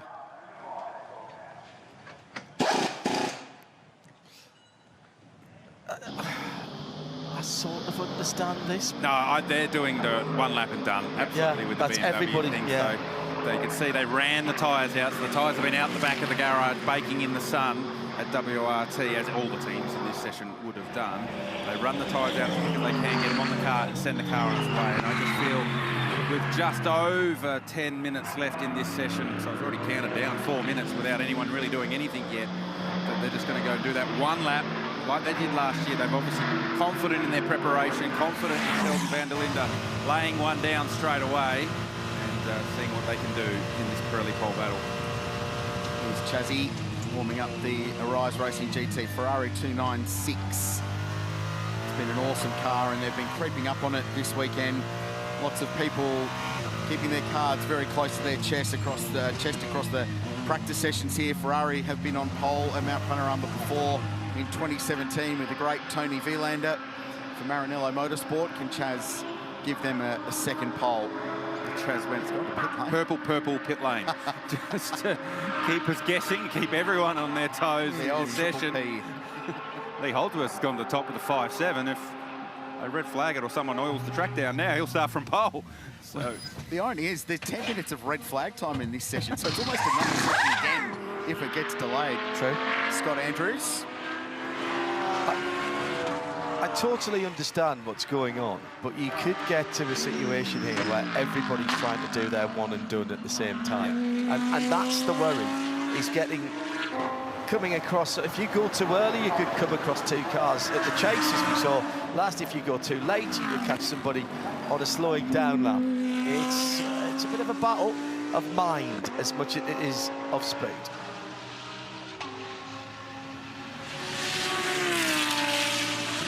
Scott Andrews still building tyre temperature in his Gaia Valmont Racing Audi R8. Incredible livery design. Marcel Zalua and Sergio Perez, who are the business partners and long-time mates who have raced together for years and years and years. They put this program together and they try and one-up themselves every year from a livery point of view. Trying to one-up himself in lap time is Cam Waters, who chucks a 222 car down the Gazoo Racing Dipper and across the top of Mount Panorama. And he is on course for the first representative, really fast lap time of the session. Ricardo Feller going even quicker than him in the Audi R8 LMS. Audi has 4 pole positions to their credit here, equal with Mercedes AMG. So there's a little tiebreaker on offer there for most successful qualifying in 12-hour history. Just a reminder, we were down in, well, fantasy land almost last session out for people to get in here. We're still a ways away from that 204.5.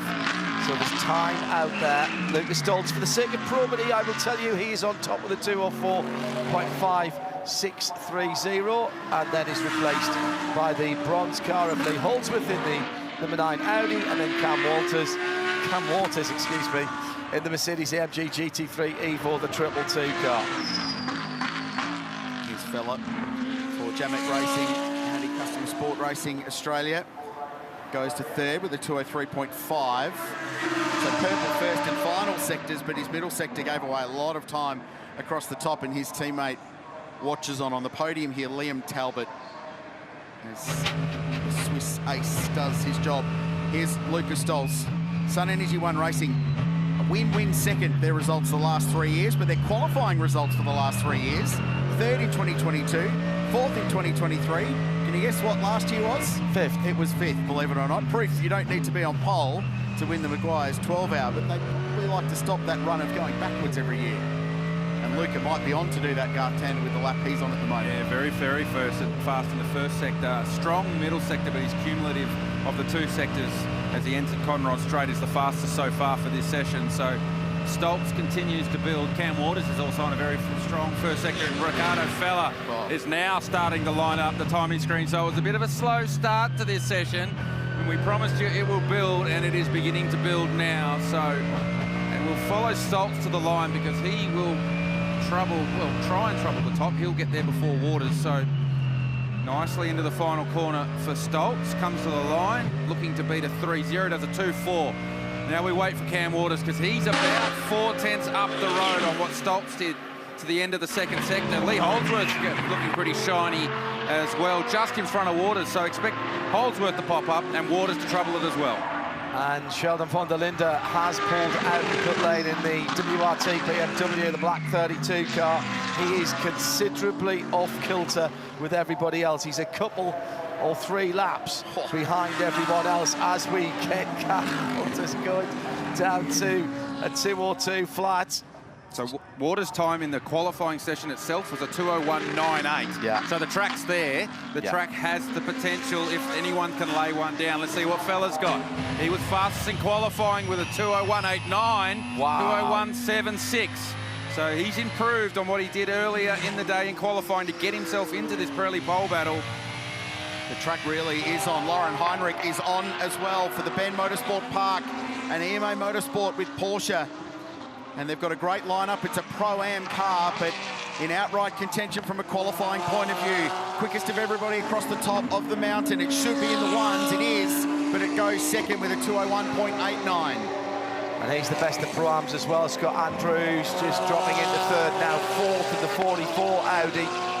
Turned in a 2:02.445 for the man returning to his homeland to race after Lucas away. He's on some He's on a lap. This is huge.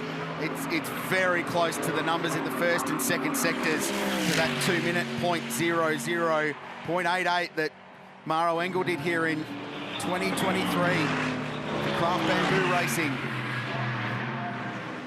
Nicely into the chase. Does he drop a wheel? No, he doesn't. So a good run out of the chase down to the final corner. We saw in qualifying itself, this car was very active in the rear as he turned in. Sends it at the final corner, rotates the car nicely. Doesn't drop a wheel. Very nicely done. A 1:27. Near on half a second up on Ricardo Fella and nearly 7/10 faster than what we saw for P1 in qualifying earlier. That is a statement. Don't write the headlines quite yet, though. Lauren Heinrich has still got the fastest sector 2 in the number 91 Ben Motorsport Park Porsche. Remember, that is the sole Porsche in there. The big news, if you weren't with us earlier, is the number 911 car with the 2 of the 3 drivers that won here last year did not make the Pirelli pole battler, and they will have to start from the 6th row of the grid tomorrow. Ricardo Fella closes the gap to Lucas Au. It's down to just over 1/10 of a second. His teammates Brock Feeney and Liam Talbot watching on. It was just as Ricky crossed the line, it's like, Brock was, yeah. He's second again. Cam Waters just backed up his 2:02.00 with a 2:02.02. So there's great repeatability in the 222 car, but right now it's 7/10 off. Chaz Mostert on a lap. Chaz Mostert beginning to find his mojo as well. He's now got the fastest centre section across the top there. It's a fair way away in the first sector, though. Nearly half a second away in the first sector. Chaz does a nice job at the chase. Made a mistake earlier in practice into this final corner. Very un-Chaz Mostert-like. See what it looks like. He's driving this car hard at the moment. He's having to absolutely wring its neck. Currently 10th, jumps to 4th, a 1-7 for Chaz Mostert. More to come, you'd think, from the Arise Racing GT Ferrari. So he did a 2-2 in qualifying, so you found half a second. Imagine finding half a second from your qualifying and you're still not even on the front 2 rows because he's just been bumped down to 5th. 201.7 on his first flying lap. So he's going to have to do more than one this year if he wants back-to-back Alan Simonson pole awards. That's not been done for more than a decade at this venue. Waters pressing on in 222. He's been shuffled down to 9th place at a 202 dead, and he's done a personal best across the top of the mountain. So there's an improvement on here for the Scott Taylor Motorsport AMG with Thomas Randall and Craig Lowndes to share the driving duties. But there isn't. Well, he gets into the ones, but doesn't change his position. So now, to be in the top 5, you've got to do a 1-7, which is some kind of lap time at this place. And Lucas Howes has looked at his cards and said, that's it. 201.2, I'm sticking on that. Come and beat me if you can in the last minute and 30 seconds. Sheldon van der Linde says, challenge accepted, and goes purple in the first sector. So the BMW pressing on with 1 minute and 30 seconds to go. Maro Engel, a very strong first and second sector, and remember in qualifying how strong he was in this last sector. He caught us off guard. We didn't think he was going to pop in at all, and he popped up to the top 3. So Engel, not as strong as van der Linde in the first sector, but not far away. But he was so good here in the last sector in qualifying. So let's see what this 888 Grabam Mercedes has got with Maro Engel aboard. Mostert's flying, but he's giving away a lot of time in the first sector, the Ferrari.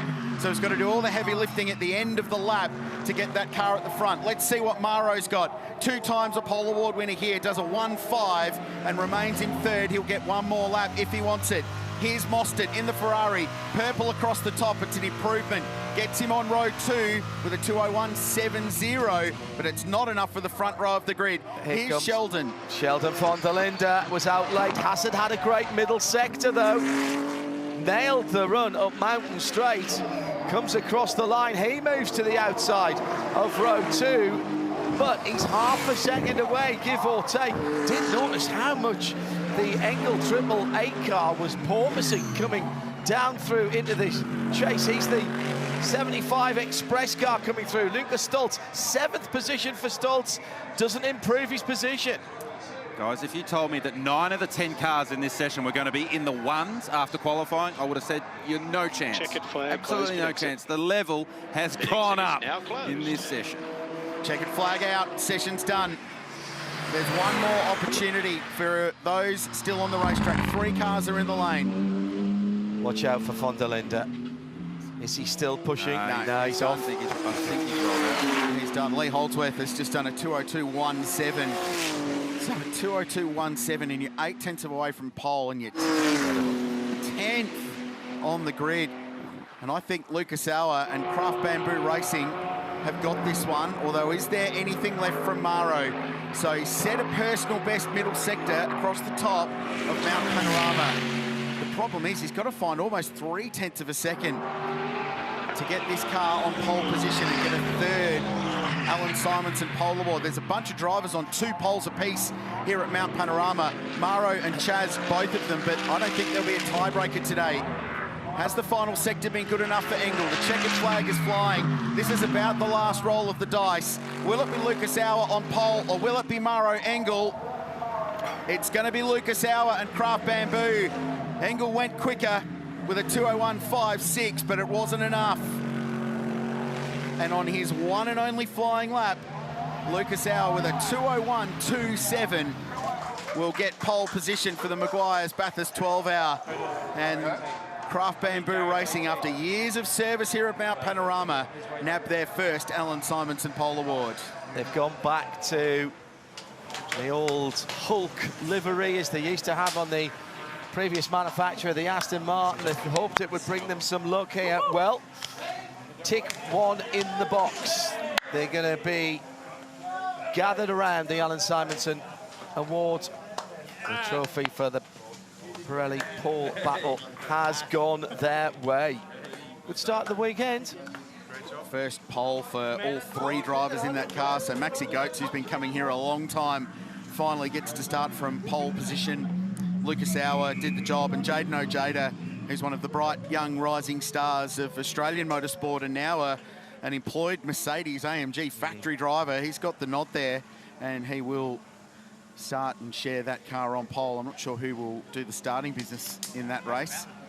That's Jaden on the right-hand side of screen in the white T-shirt, congratulating Lucas, who's done the business there in the 77. That's a great story and a great lap from the 30-year-old from Austria, the current World Challenge European champion. And he and his team will accept the Alan Simonson Pole Award very soon. Mercedes AMG on pole position on the mountain. Audi on the outside of the front row. And then it's Mercedes for GMR, and BMW qualify fourth. So Van der Linde backs up pole last year with fourth, with the Rise Racing GT fifth for Ferrari, thanks to Chaz Mostert. First of the Porsches had a sixth, which is still a great effort for those guys. That's the Pro-Am pole sitter as well. Yep, absolutely.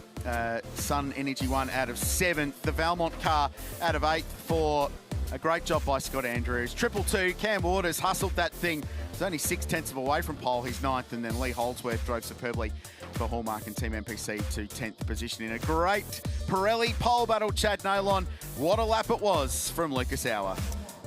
Very special indeed. A special lap and a special trophy and a special presenter as well. Hector Lester is here today to present the Alan Simonson Trophy to Craft Bamboo Racing. And why is that special? Because this is the man that Alan Simonson drove for. He owned the Ferrari here and is a long-time competitor. So thank you, Hector, for presenting the trophy here today. And well done to this team on an amazing performance. I'm going to get a quick word from Lucas first. You have not put anything out there that you weren't going to be wondering about today. That was an amazing lap, and you did it earlier today. Congratulations. Thank you very much. Big thanks to my teammates, to my team, to Mercedes AMG for a great car, and really looking forward to the race tomorrow.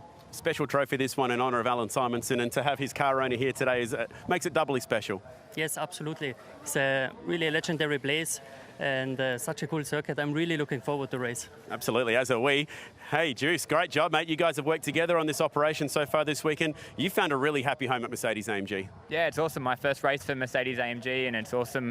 You know, Lugi's first time here, but you wouldn't think it looking at the lap time. He drives like a full professional, so it's really cool. We're really looking forward to tomorrow, so hopefully we can have a good race. The most experienced driver out of the three here at Bathurst in the 12-hour is Maxi Goetz. Great combination. Your chances tomorrow? Hopefully we're surviving till the end, till the last big showdown. In the end, we know all. It's come down to the last pit stops and the strategy calls, and I think we are good prepared. We were unlucky last year. We came back, now we're starting from pole, which is great. Lugi did a great job. I think the team is fully motivated, and we have, a big job to do tomorrow, but we try the best to keep us up there where we're starting. Well done to Craft Bamboo. Well done to Lucas on getting that amazing lap. And congratulations, thanks to Pirelli, the Alan Simonson Trophy presented to Craft Bamboo Racing here in 2025. The car that gave us the most excitement at the end of that session was the 888 Mercedes Group M. Mick, it's not a pole position for you guys, but a P3 is a really good starting spot, and pole hasn't won in a very long time. So you still feeling good about your race car? Yeah, I mean, we started on pole 2 years ago and we finished third, so hopefully starting third makes us win the race, but we will see. Mauro was happy about the car. I have to say we did not expect that lap time from Auer, so it must be a really good lap. But then if you look, the field is super close, so it will be a long, difficult race, but we have to remember it's a 12 hours, so a lot will happen. Do you feel like this is potentially the best driver lineup that you've ever had with Mercedes as well, with the 3 M's? You seem to be getting along really well. Yeah, we had very good fun so far over the weekend. 2 years ago we also had Lelo on the car, so it was a good lineup. But I think we have very strong lineup. A lot of other cars also have strong lineups. As I say, we have to keep out of trouble, keep the car in one piece for the last 2 hours. Be smart on strategies, because I think it might be a bit open tomorrow with what we can do. Then we'll see. I think we still have to improve the car a bit on long run, but we will see tonight. Good luck tomorrow. Thank you. Well, the stage is set for 12 hours tomorrow, but let's just relive the 15 minutes that we've seen, Garth Tander. High energy in that session. kept a lot of people guessing. Mercedes-AMG coming out on top. Yeah, it was a slow burn that session, only 15 minutes, but boy did it light up when it mattered at the end. And Lucas Hauer's lap was absolutely awesome. He had a bit of a scrappy run in qualifying, but he certainly went to work in between qualifying and the pole battle and tidied up his run, and that was a mega lap, a 1-2, not far away from dipping into the 2-minute segments, which you haven't seen all that much around Mount Panorama in the past. Not too many drivers shot for the first crack of the mountain and conquer this place. Yeah, I mean, he's a pro. He's raced DTM in the GT3 era. He's raced GT World Challenge, so he's a factory AMG driver. And any of these factory drivers that turn up at Mount Panorama for the first time, when they walk around the track, they almost scare themselves a little bit. When they jump in the cockpit, they go to work and they know how to drive these cars fast, doesn't matter where they are. The Mercedes-AMG from Maro Engel a few years back now to this one have the first and second quickest laps ever around Mount Panorama in qualifying trim. They've got the most cars in the field as well. Mercedes would have to be liking their chances tomorrow. Yeah, they've got strong cars. Clearly, the 77 car is strong. The 888 car is strong. Don't forget Jules Gounon, Lucas Stoltz and Kenny Habul. They've won the race two of the last 3 years. So AMG are very, very strong. But don't forget BMW. I don't think they maximised that session. The 46 car in qualifying had a few dramas, so they weren't in the pole battle. But they'll be strong in the race as well. The Audis, they haven't had success at the Bathurst 12 hour for a while. They'll be keen to really stamp their authority on this race because they're coming close to the end of their GT3 program. They want to get another win at the mountain too. Some of the more familiar names, Cam Waters and Chaz Mostert, they tried their hardest, particularly Chaz Mostert. Yeah. I mean, the Ferrari, we fully expected those Ferraris to be right at the pointy end of the field, and they've had to work really hard this weekend. And when Chaz goes to work at Bathurst, it's great to watch, and he didn't disappoint in that session. In the heat of the Bathurst sun, it was the naturally aspirated cars that got the job done here today with the turbo cars. They'll be loving the early morning conditions tomorrow, though, and it's going to be bright and early here at Bathurst. We love that first hour of the race with the sun coming up. 5:30 a.m. You do not want to miss it. Garth and the boys will be back for another big day at the mountain.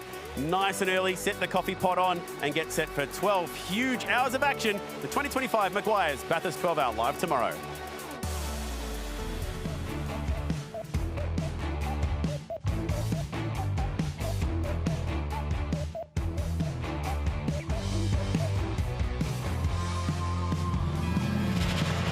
There is the pit lane exit open.